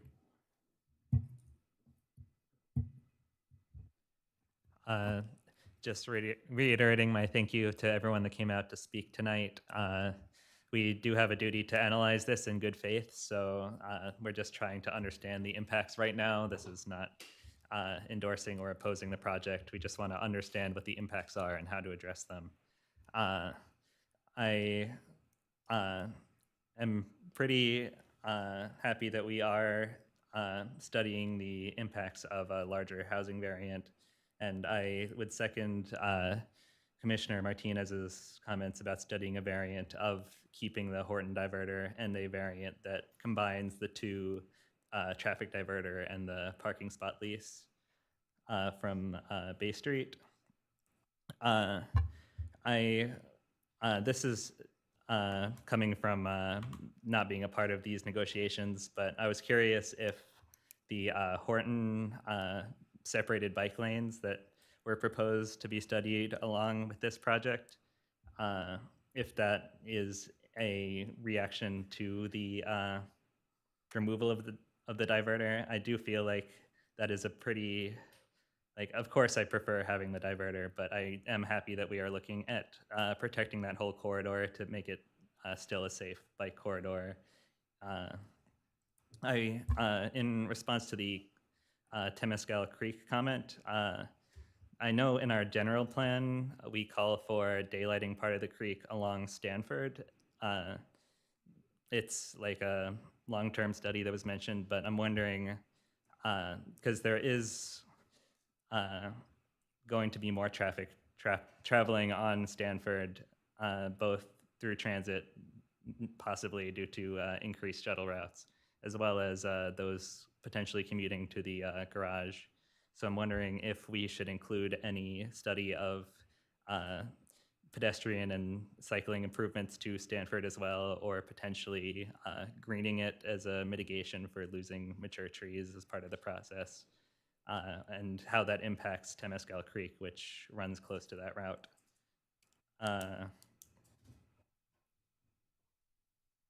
But I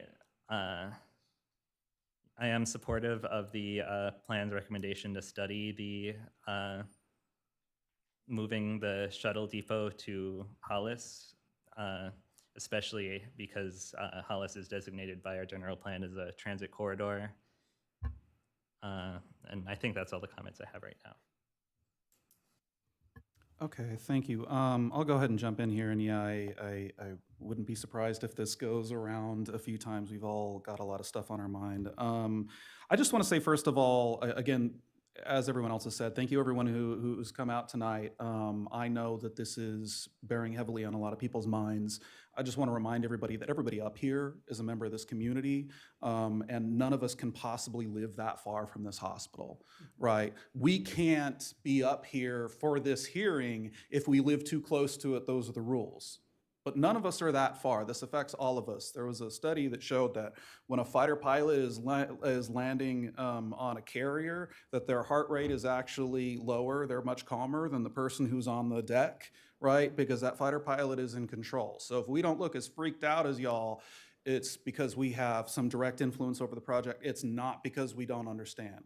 I was on the Housing Committee. I spent 6 years in the Bike Pit Committee. I've spent years on the Parks and Rec Committee. This is my fifth year on the Planning Commission. I have spent the last 7 or 8 years very focused on a combination of things that you could distill down to how the built environment, how traffic, and how infrastructure affects our ability to live safely and joyfully in this community. So those of you who are concerned about that broad range, trust me, it's on my mind. I think it's on all of our minds because we all have a similarly joyful vision of this community going forward. I did mention the Temescal last time, but I can see from where we are that I need to talk about it a little bit more because the Temescal runs through this project. And right now, what we're looking at is a project that is night darking some of it when we should be daylighting more of it. You usually don't have to make a strong advocacy for why running water through your project is a good thing. It is one of the most desirable real estate features that exists. However, I know that when people look at the Temescal Canal, they don't necessarily see even what it is. In LA, they're still trying to teach people that the LA River is a river and not just a huge canal, right? That is a creek, and it is also where bay water comes up, and when you look at it, it just looks like a place that water is sloshing in and out of.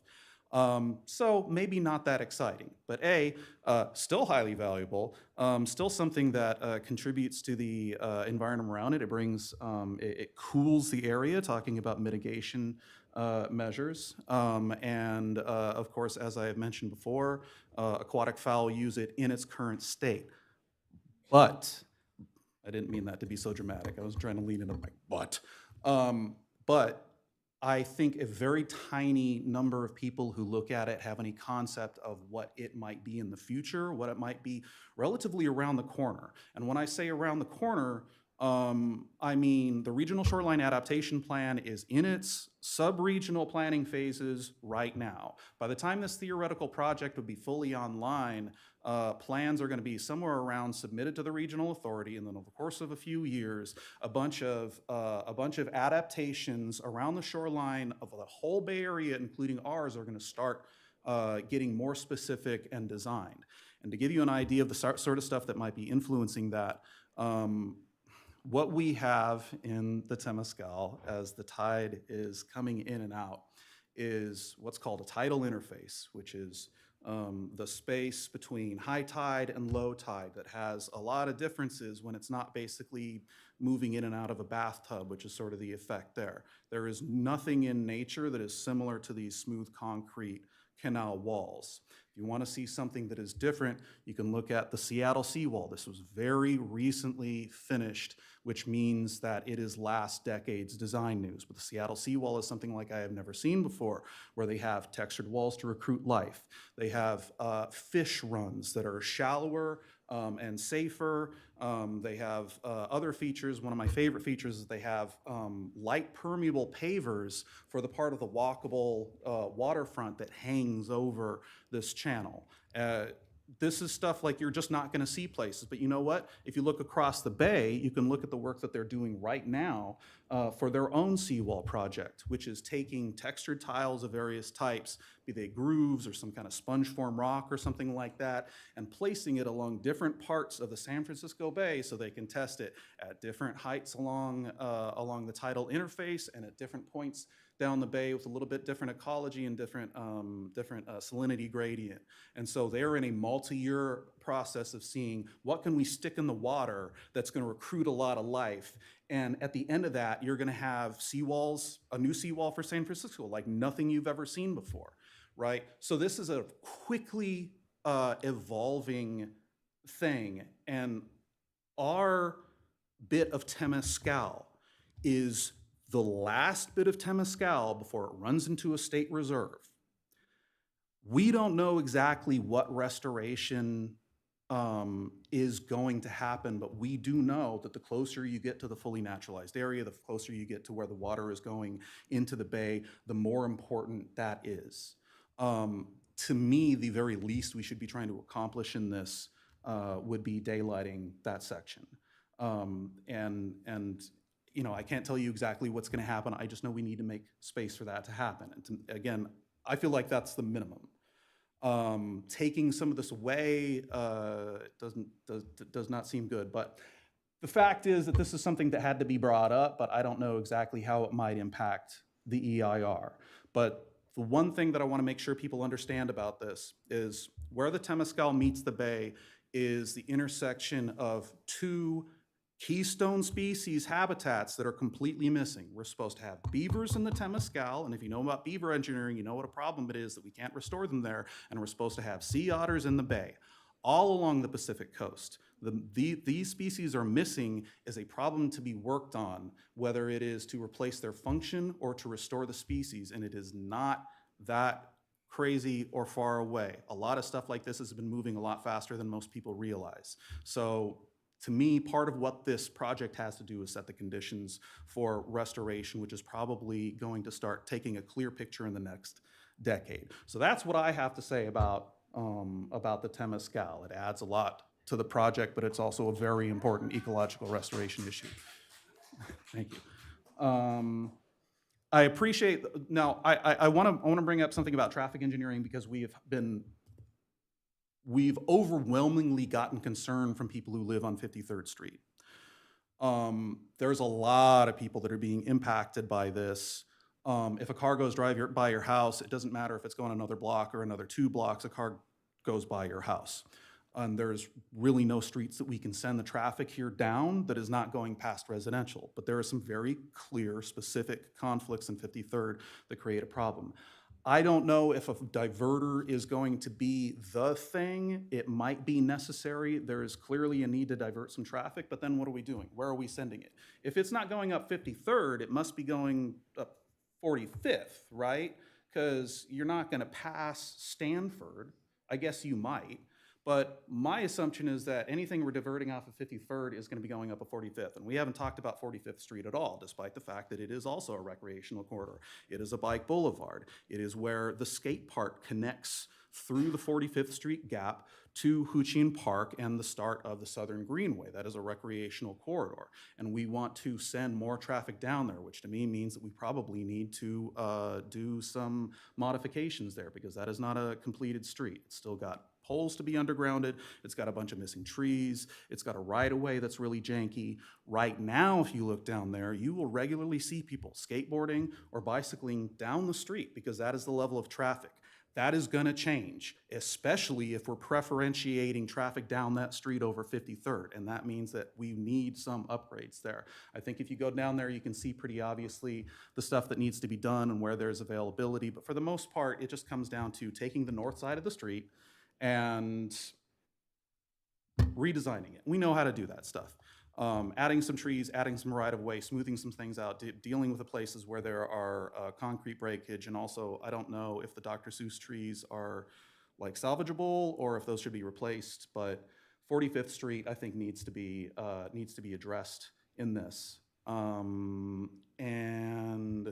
I have a whole other section I want to talk about, but I want to let somebody else talk for a minute. Anybody? Go ahead. Thank you. I want to start by thanking everyone, as my other fellow commissioners have. It takes a lot of time and effort to come to one of these meetings, and I think each of you brought really valuable points. And I've tried to note some of them down just to make sure that I keep them in mind and to make sure that they're recorded properly. I absolutely want to agree that we should be evaluating keeping the diverter on Horton in some way, shape, or form. However that gets done in the EIR, I think it will be complete without that, will not be complete without that. And I think it needs to be done from the perspective of vehicle miles traveled, but also with respect to something that was brought up tonight, and we also have in printing comments here, which is the NACTO guidelines for bike boulevards around vehicle trips per day. I think that absolutely needs to be included either in the formal traffic analysis or in a separate one on all of the bike boulevards that have been identified and labeled within the city. Part of this is that traffic volume as well as number of miles traveled, together with bike infrastructure, plays a very large role in whether someone chooses to bike or walk or other actively transportate within the city. So one of the comments that we heard today was about how we've really built something in the past few years that we're proud of. And it took a lot of hard work to get there. And what I want to see in the EIR is that we are reflecting all the aspects of that hard work and that experience of what it's like to be in Emeryville now, and making sure that we don't accidentally lose that in the process of implementing this project. And so what that means is that, I asked a question about recreation, for example. When and how does somebody choose to get on a bicycle or a scooter or rollerblades and use the pathway that goes to Huchun Park? Will that change as a result of the number of people in the area or the type of traffic that's on the streets that they might be crossing? Not just is there a bike lane, but what are the conditions under which they would be traveling and spending time? So the more that we can include aspects of that in the EIR, the better our understanding of this project will be. I also want to mention that, I think this was brought up tonight, that our bike resources are physically located in Emeryville, but are part of a much larger system that has been built out over time. We now connect to the Bay Trail. There is substantial work going on to connect to the Ashby interchange. And just as we're looking at connections on streets, we need to be looking at connections that allow recreational bicyclists and those who might someday be traveling to work over the Bay Bridge to San Francisco, cross our fingers, might use Emeryville for. And so what conditions will they encounter if this project goes forward? I want to talk a little bit about traffic. I mean, there were so many good streets mentioned here that I think need to be included as part of the wider neighborhood, such as 53rd Street in Oakland, 55th Street, Doyle Street as a cut through, Stanford Avenue for its entire length, and especially where it diverges from Powell. I also want to emphasize that closer in perhaps to the hospital itself, but also near the school, there are some very specific pollutants that we need to be thinking about. So one of them is NO2, and this will be covered under the CEQA guidelines, I'm sure, and by the Bay Area Air District. NO2 is something that comes from combustion of fuels, and if you have a lot of vehicles located close to a hospital, you have emissions that are close to some of the most sensitive receptors that exist. Newborns, elderly people, people with breathing difficulties who are seeking care because of acute asthma problems. So I think that needs to be reflected in terms of the sensitive receptors that may not live in that area, but will be temporarily located in that area. The same was true, there were a lot of good points made around the school. I'm not sure how schools are considered, but there is a temporary and stable population of students that are at the school site, as well as people who are breathing at accelerated rates because of those activities that they're partaking in on the field. And all of those need to be taken into account. It's not just an average person, and it's not just the number of people who live on that street. It's actually a very special population that's there. Let's see, absolutely agree that the 40th Street multimodal project should be included in the traffic analysis, as well as the San Pablo bus corridor that will be built out hopefully soon. I would also encourage thinking about not just the current conditions at the school, but the push among many groups and governments to move towards safer school streets, and how future conditions around the school might differ from those that we see now. Hopefully the Emeryville schools will be moving towards maybe blocking off some areas to traffic so that those fumes from idling cars are no longer close to the school. What would that mean for the traffic analysis and for things that, that we foresee from this project? In short, I think we need to look not only at current conditions, but when we think about cumulative impacts, we need to think about our best vision for the future, and one that so many different agencies are working on right now, and take that into account, right? How can we work towards that vision and understand the impacts that this project would have in working towards that vision, and hopefully will help us get to that vision and not work against it. I had a couple of other things that I don't know if they were brought up yet. One is around wind conditions, so urban wind canyon effects. So with a building of that size, anybody who bikes, for example, on 9th Street might remember there's a place in Berkeley where there's a tall building and the wind comes and pushes up against it. And it's like somebody's like working against you when you get there because there's a constant downdraft that comes as a result of hitting that building. Because we're such a dense community and there are so many recreational facilities in that area, it would be good to understand what wind patterns are expected from such a tall building as that one that has been proposed right now. And then finally, a question on backup generators. I know the current proposal is for all electric, but assuming that there are potential outages, what would the generators look like? What do we expect for the fumes from those, and how could that be mitigated? I'll stop there.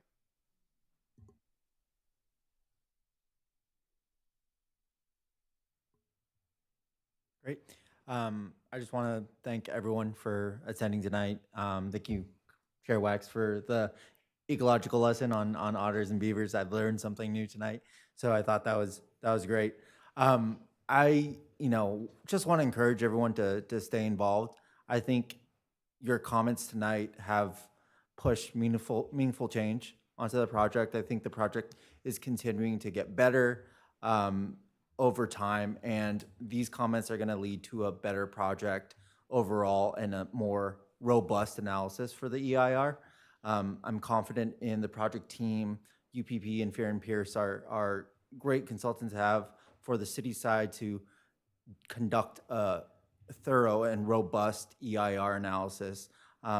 This document is going to be, and we expect it to be, incredibly thorough in analyzing LOS, VMT, the traffic mitigations, the air quality, GHG, cultural resources, and on top of that, there's multiple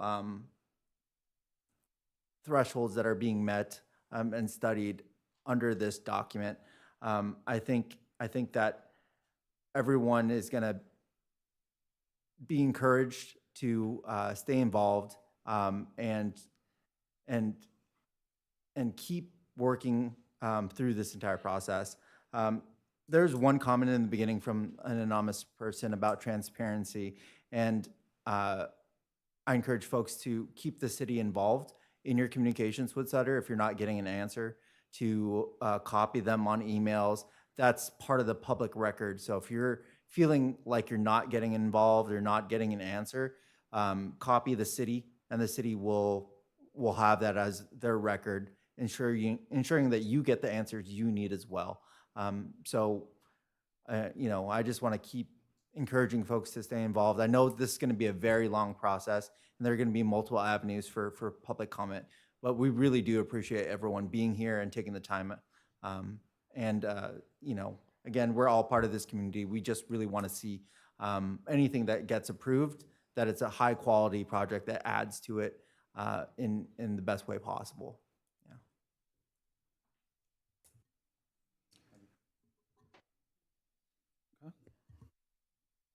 I do have one more question. Commissioner Chafe brought up the fact that this project is proposed to be all electric, and I'm wondering if CEQA considers whether the project would use our local community choice aggregator, or if they purchased a direct access power agreement, circumvented the renewables that we've decided we use in this city. Question, and I do not know the answer to that, but we'll figure it out. Thank you.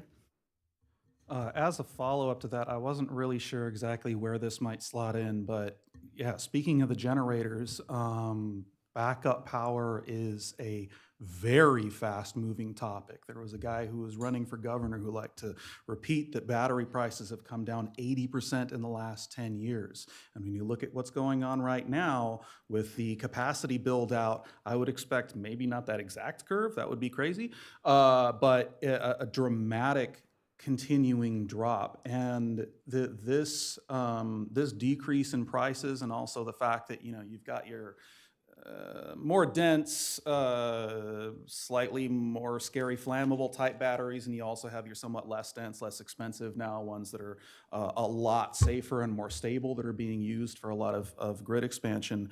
But there's just kind of an odd spot that we're in battery deployment, where it's this huge project all over the place. And what you have is you have grid scale deployment, and then you have a bunch of people buying batteries for their individual homes.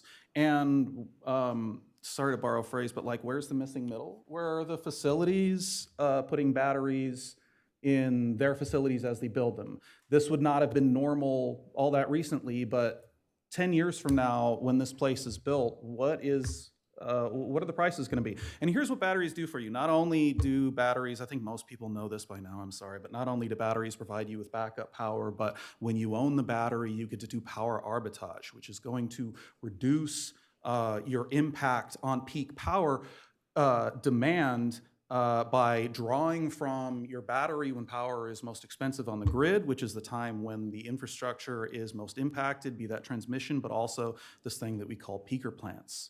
Right? And peaker plants are what we're broadly trying to replace with what you call the virtual power plant, where a bunch of batteries basically come online in lieu of an expensive, dirty gas plant or whatever is the next thing to come online when it has to go up. Our ultimate goal with the grid is to be one where we eliminate all the peaker plants and it's just batteries, basically, right? And so again, you've got grid doing this, you've got homes doing this, you have a very fast-moving situation. I want to know to what extent this is going to be influencing building codes, whether facilities are going to start getting batteries or if it's still just not economic, and if so, why? I would love to learn that through this process, whether that's through the EIR or through the main part of the application, especially considering all of the concerns about particulates in this area. Nothing's cleaner than a battery. That was my one follow-up from that. Does anybody have anything? I do have like a whole thing I want to talk about. Okay. All right. So, regarding the EIR process. So this area north of the project, all right, you got Stanford to Powell and Horton to Hollis. Not to be cute, I've been calling this the crossroads because there's a bunch of stuff that goes through here. And I'd like this considered for the EIR, and I also have some variants to propose here. So what goes through this area? All right, very specifically, you've got just to the north of here, you've got the Amtrak station, and then to the south of there, right, the huge job center and hospital. So this section of Horton that's in right here that is probably the worst section of Horton is the middle piece if someone is taking the train to the hospital, whether that is for care or for work. That entire pathing all the way from the Amtrak station basically to the South Greenway has to be considered someplace where we should have a very high level of ADA access. Like, in my view, it should be very easy to imagine someone getting off the train in a wheelchair and getting to the hospital down that sidewalk while there's other people walking on it without that much of a difficulty, because those are going to be the two main connections between those nodes, Amtrak and the hospital. I think there's some very obvious undergrounding and planting trees and so forth, redesigning important that can go on there. And one thing that I just want to say about that is that when that area is refined, when it's got shade and greenery and a new right-of-way, it is full of beautiful brick buildings. It is really going to come alive as a gorgeous neighborhood. But as far as the variant goes, the applicant is talking about turning Sharon into a two-lane one-way. That makes sense to me. I don't think it goes far enough. I think we actually have to turn Peladu into a one-way all the way through. And the reason for this is the applicant said at the last meeting they're expecting something like 35% of the traffic coming to this to be coming from the west side of the bridge. So when it crosses the Powell Street Bridge, right, their first opportunity to turn toward the project is an uncontrolled swooping right lane that goes across a crosswalk pretty quickly and goes past another crosswalk pretty quickly. And here are the things I need to explain about those crosswalks. That first crosswalk is the direct walking route to the marina. It doesn't look like that right now. I have spoken about this many times in other meetings. I gave a whole presentation to the BPAC about how bad this approach is, but that is a fact. That crosswalk is where people are going to be walking to get to the marina when we fix some of the rest of the path. We need to preserve that as being safe and walkable. It's a recreational path. You go to the next crosswalk, that's part of the greenway. So as 35% of the traffic from this project is going down one block through a currently uncontrolled turn, it's passing over 2 recreational pathways. And also pathways that when people aren't using them for recreation should be pretty busy with the local employee traffic. Creating a one-way here is going to allow, creating a one-way through Peladu would allow us to do things like shifting crosswalks, shorten them, redesigning the curve so it's safer, and still creating, at least at some point, because I would recommend it be 1 lane in the turn and then 2 lanes past the crosswalk, creating enough volume for people to get through there and get either down to the drop-off or down to the garage or wherever they're going. It will also eliminate certain turns. Right, that is how we get shorter crosswalks. You don't have to entertain a turn anymore. You can make a harder corner. If both ends of this are one way, we can create shorter crosswalks on both sides. Just it's kind of asymmetrical. And I believe that the thing that we would have to do along with that treatment, I cannot remember what the side street that connects there is, but I think we would want to turn that into also Haruf. I think we would want to turn Haruf also into an eastbound one-way, and I think that would create the circulation they need there. That is what I think should be happening there to address those issues. Now, those changes are going to have pretty major impacts on the stakeholders in that area. Nice thing about that is the same people own a lot of the same buildings. The good thing about that is they will be interested in the combined future of this area improving, and not just what happens to their one individual building. But I think that they need to be brought in the process. I think that variant needs to be tested, and this area with marina pathing going through it, greenway actually pathing through it, and this huge path from the Amtrak, as well as all of the other random stuff that goes there, and the recreational destinations that are there. This is a place that, especially with thousands of more employees in the neighborhood, is just going to need to be more comfortable, walkable, and safe. And that has to be accomplished as part of this process in the re-engineering. That is, I think, everything I had to talk about that section. Go ahead. I'm going to switch topics. I forgot to bring up before shuttle vehicles. So I wasn't able to attend the June Planning Commission meeting, but I submitted some questions, and Sutter sent some applicant responses back to me just, I believe it was earlier this week. And so one of the questions I had asked about was the shuttles and whether they might be internal combustion engine or hybrid or electric. And the response was that electric shuttles are not the most reliable option at this time. It's possible in the future conditions could improve enough. And I want to point out for potential mitigation measures that I do want to make sure that electric shuttle buses are included as a potential mitigation for emissions coming from the shuttles. For example, Stanford campus has a lot of shuttles, and 90% of their Marguerite shuttles, I think it's the miles driven, 90% of miles driven are electric at this point. So I do ask that that be included as a possibility. Thanks. Yeah, I absolutely agree with that. It's not just particulates, but also noise mitigation. The Emery go-round's loud. These shuttles are loud. Someday they're going to be electric, and I believe that upgrade should result in shuttles that are quieter, safer, nicer to look at. I know that shuttles are going to be a lot more welcome down various streets if they don't have big, loud diesel engines, and they look a little bit better, and they're not quite so polluting. I know people are very frustrated by the mostly empty or completely empty Sutter shuttles that are currently running around, but I do want to point out that these are transit. It's hard to tell when they're empty, but when this thing is operating, those are going to be moving a bunch of people around. Shuttles are one of our more preferred forms of traffic. If you're going to have a motor vehicle, just shuttles and buses, basically. Yeah, okay. I want to get into an alternative here if nobody else has anything prior to that. Okay, so as was pointed out at the beginning, this is developing 12 out of 22 acres of the original overlay. What we're going to find out at the end of this EIR, or when we get the EIR back, is exactly what we project those impacts to be.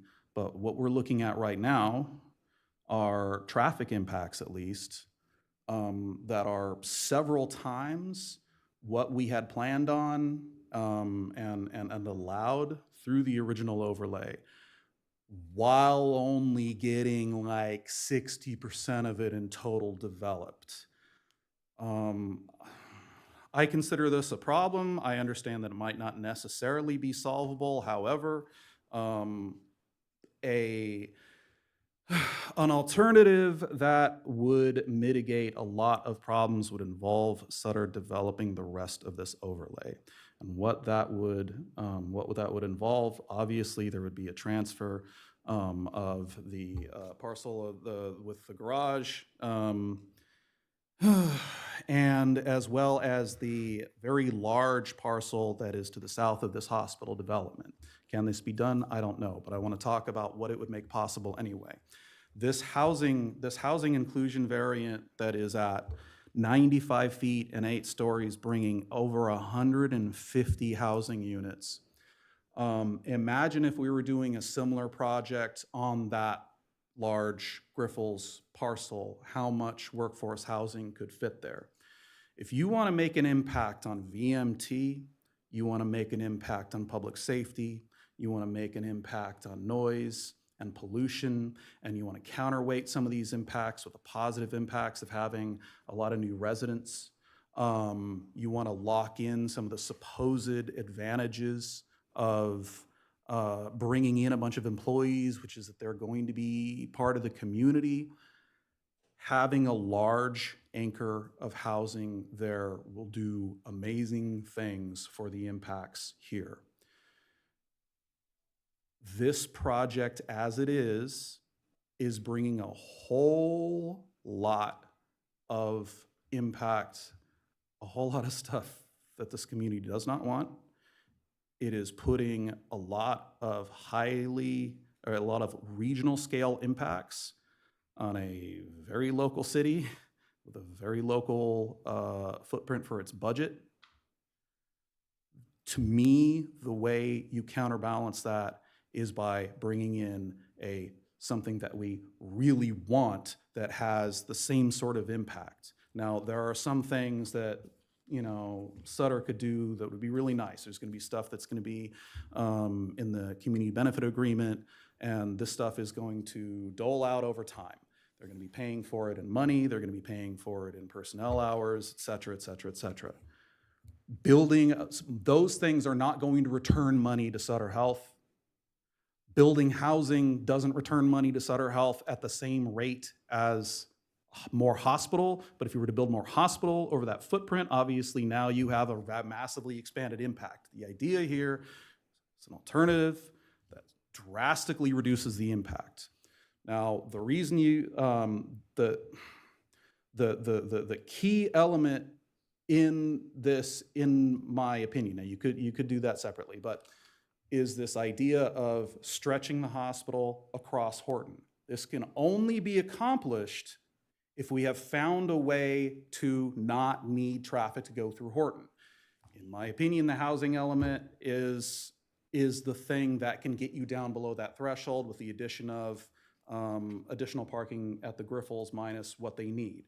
But what it does is it eliminates their future need for parking. It eliminates from the future analysis expected increased traffic on top of what we're already expecting. We have a huge parcel that can become a commercial development and bring in a whole bunch more traffic on top of this. That's going to have to be part of the EIR, and based on what I heard, it's naturally going to be part of the EIR. This not only would it be eliminating a major amount of rush hour traffic directly, but it would be eliminating down the road traffic by taking a parcel that was going to be commercial and bring a lot and doing the reverse. It's taking away from one side of the scale and putting it on the other. It's about the best possible thing you can do, in my opinion.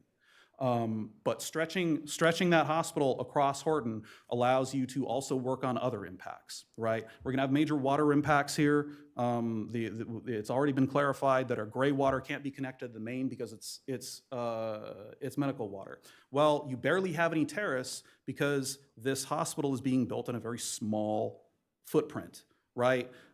So there's no places to really move the mass. There's really almost nothing that can be done about the size and shape of this building because it's being built on such a small footprint. It is also meaning that just 55,000 feet is going into this alternate where we're also adding a whole extra driveway and like 50 extra parking spaces. A project that stretches across Horton can very easily fit that extra square footage in it and the parking in the Griffles building. Right, because then it is connected, because I know ambulatory care requires people to walk a pretty short distance to their appointment. That creates that there. So it completely eliminates the need to 10 years down the line start construction on something that can then start creating revenue. It can just go in the main building. It also then gives more space to the Temescal treatment and possible ecological treatments that can go there. Because in my view, the best possible version of this project is one that not only daylights the Temescal, but gives us an opportunity to expand the creek in that location. The applicant had a rendering of what this park space looks like from the existing elevating infrastructure. I would just like people to look at that picture when they're looking at the packet and imagine that that was a water feature and how gorgeous that would be. And also helpful ecologically, also cool the place down, also just be great for everybody's stress levels and everything like that. This is the alternative that I would like to see. Major housing project, hospital across Horton, see if that fixes the traffic problem, right? Because the premise is that we don't need to drive up and down Horton if we do enough mitigation of the rush hour traffic, and add some park space. But that's pretty much it. Go ahead. Go ahead. So on this topic, I also wanted to mention that, I agree trying to mitigate the potential housing impacts that bringing this many jobs and patients to this area could have. I kind of want to counter the narrative a little bit and just note how one project can't really solve everything. And I think we as a city have a responsibility that if this is something we plan for in our future, we need to see how we can allow for those that maybe can't drive and need long-term medical care can still access this through being able to live closer to the hospital, or allowing employees that maybe don't want to live in workforce housing another place to stay that is close by. Just on the city planning side, there's this is going to change the shape of our city. It's going to bring a lot of people over there, and a lot of people that maybe can't drive anymore because of some sort of disability, but would like to live close to where they can get care. And I think this is not an aspect of the EIR, but we should think about as a city, how can we help people affordably live close to where they receive care, where they work, in terms of housing development in our future. Yeah, absolutely, I agree. There's really no amount of workforce housing that Sutter could reasonably build that is going to compensate for just how much housing we need to build. They are coming with a really major housing impact. But like, so does everybody, and almost none of those people build housing. The more they build, though, regardless of what it is, the more opportunities they have to solve problems. That is the main message that I want to get across, is that not choosing to build is leaving your best tool to solve problems out of the equation. And it should be noted that whether we're going with a smaller amount of housing or a larger amount of housing, this is a regional housing asset. This is an employer that has their own shuttle system that connects between facilities. Any of these places that you could build housing would be pretty well connected for anybody who works at any of these various Sutter locations. The thing about this location, and it's about one of the best places you could possibly build housing. Look around and find some place that people want to live more than that neighborhood, and see if you've got an opportunity to build both a hospital and some workforce housing, and let me know. I would say just go ahead and build there. If it's that good, build there, because this is an amazing opportunity. People would lose their minds getting to live in a high quality workforce housing in this neighborhood. People are paying $4,000 or $5,000 rent just across the street. It's a great location. It has everything you need. It has groceries. It has regional entertainment. It's got everything you need. It is a wonderful place to build housing, however much housing is getting built. Yeah, that's all I have to say about that. All right. It looks like this commission just might be done with this item. With that said, thank you very much. Going to close it and move on to public hearing 9.1, Boot Barn signage. Thank you, everyone.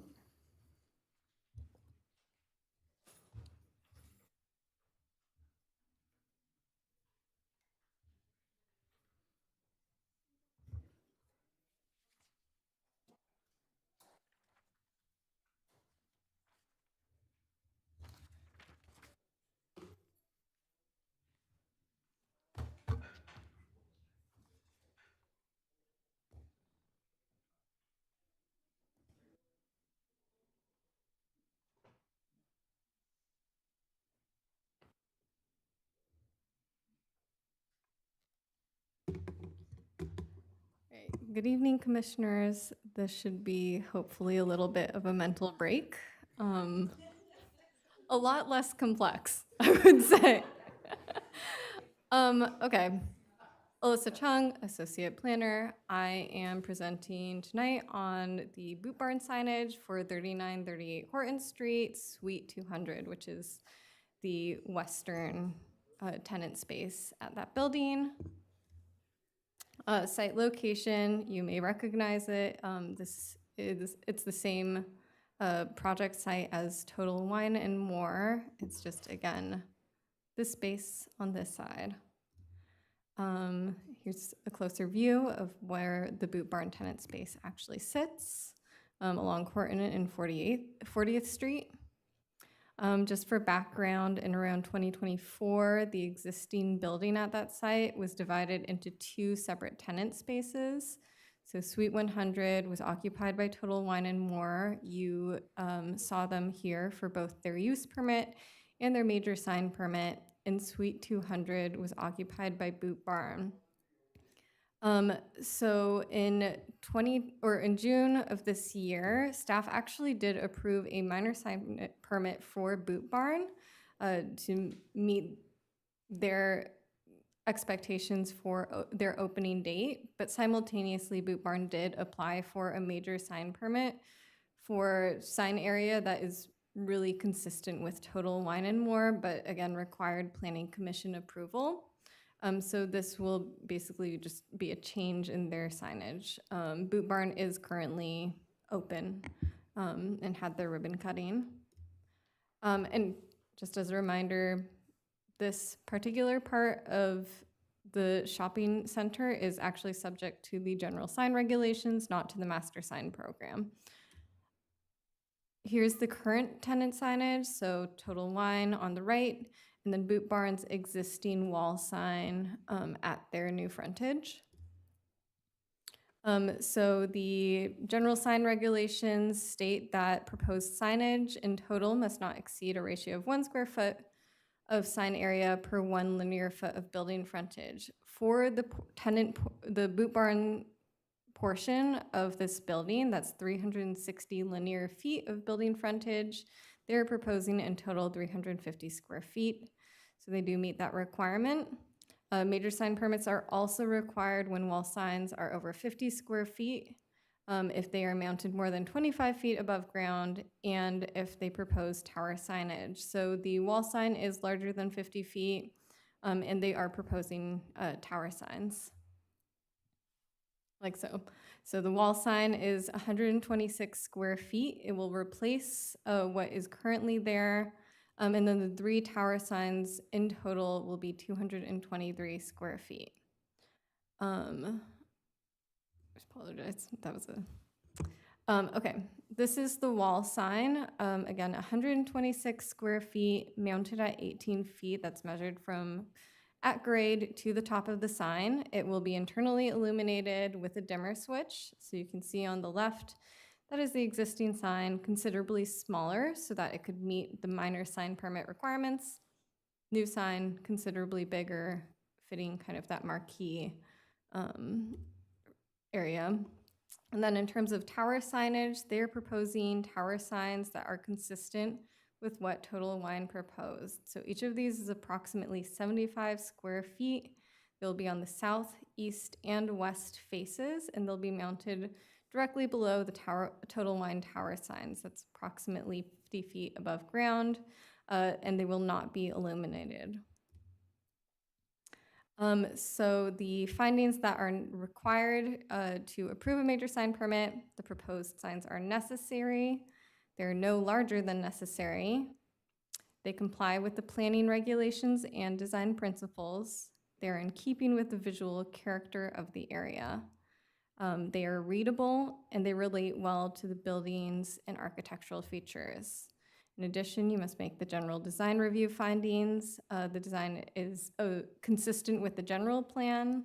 It conforms with the Emeryville design guidelines. It is of high quality design, compatible with the surrounding area.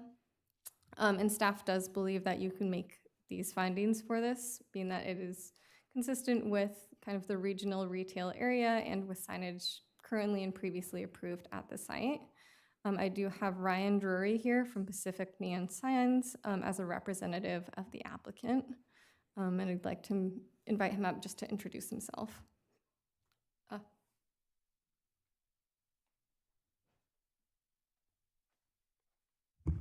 Thank you, Ms. Chung. I was told a large number of people were coming tonight in favor of the project, and they must have got scared away by Sutter, but no, thank you.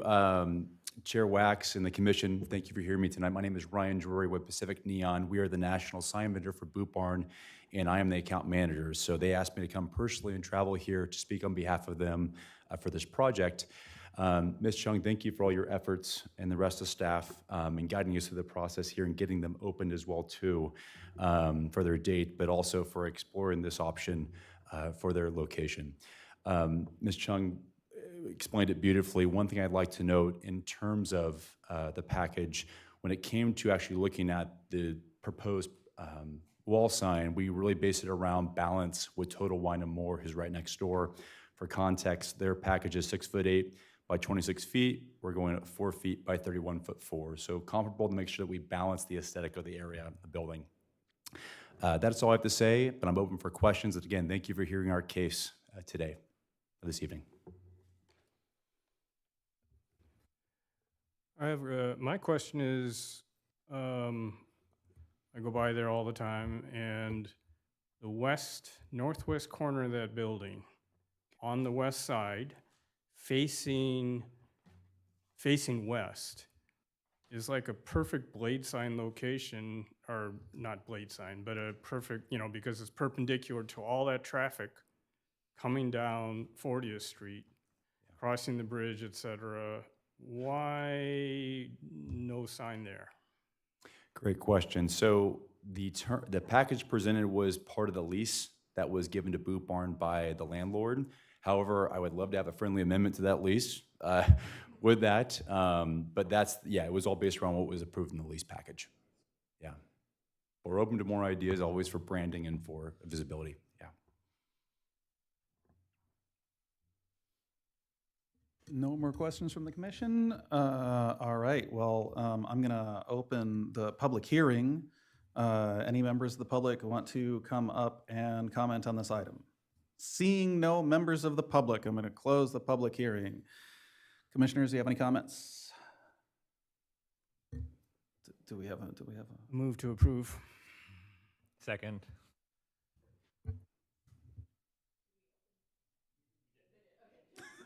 It was quick. So thank you. On the motion by Vice Chair Henry, seconded by Commissioner Gould to approve the resolution associated with the Boot Barn signage application, I'll call the roll. Commissioner Chafe? Aye. Commissioner Gould? Aye. Commissioner Martinez? Aye. Commissioner Rivera? Aye. Commissioner Small is absent. Vice Chair Henry? Aye. And Chair Wax? Aye. The motion passes. Thank you. Okay, closing that item. Planning Commissioners' comments. It's not even 10 p.m.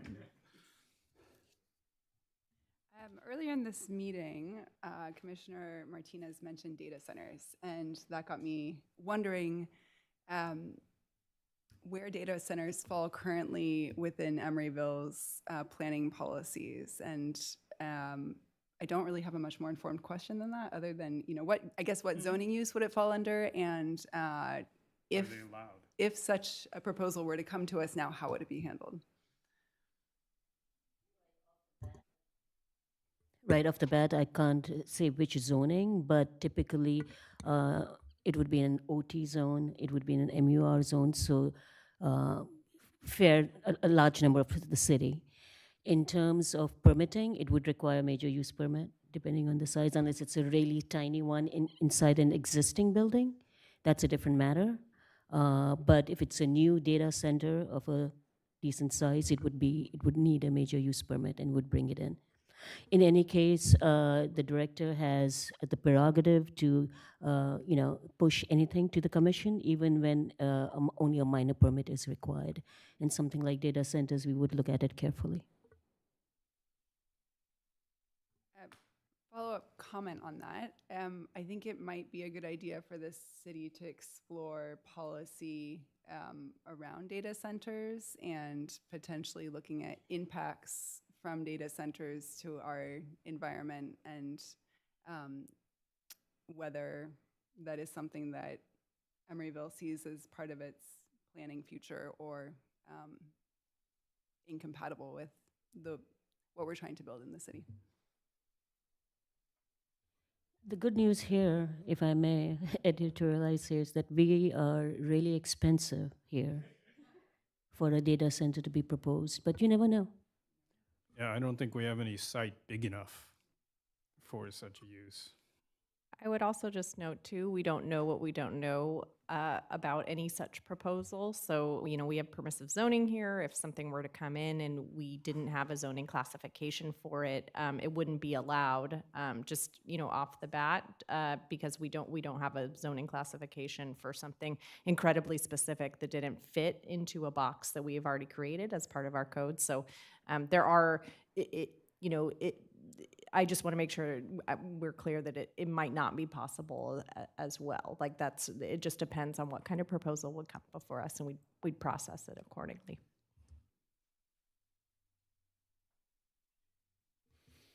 Anybody else?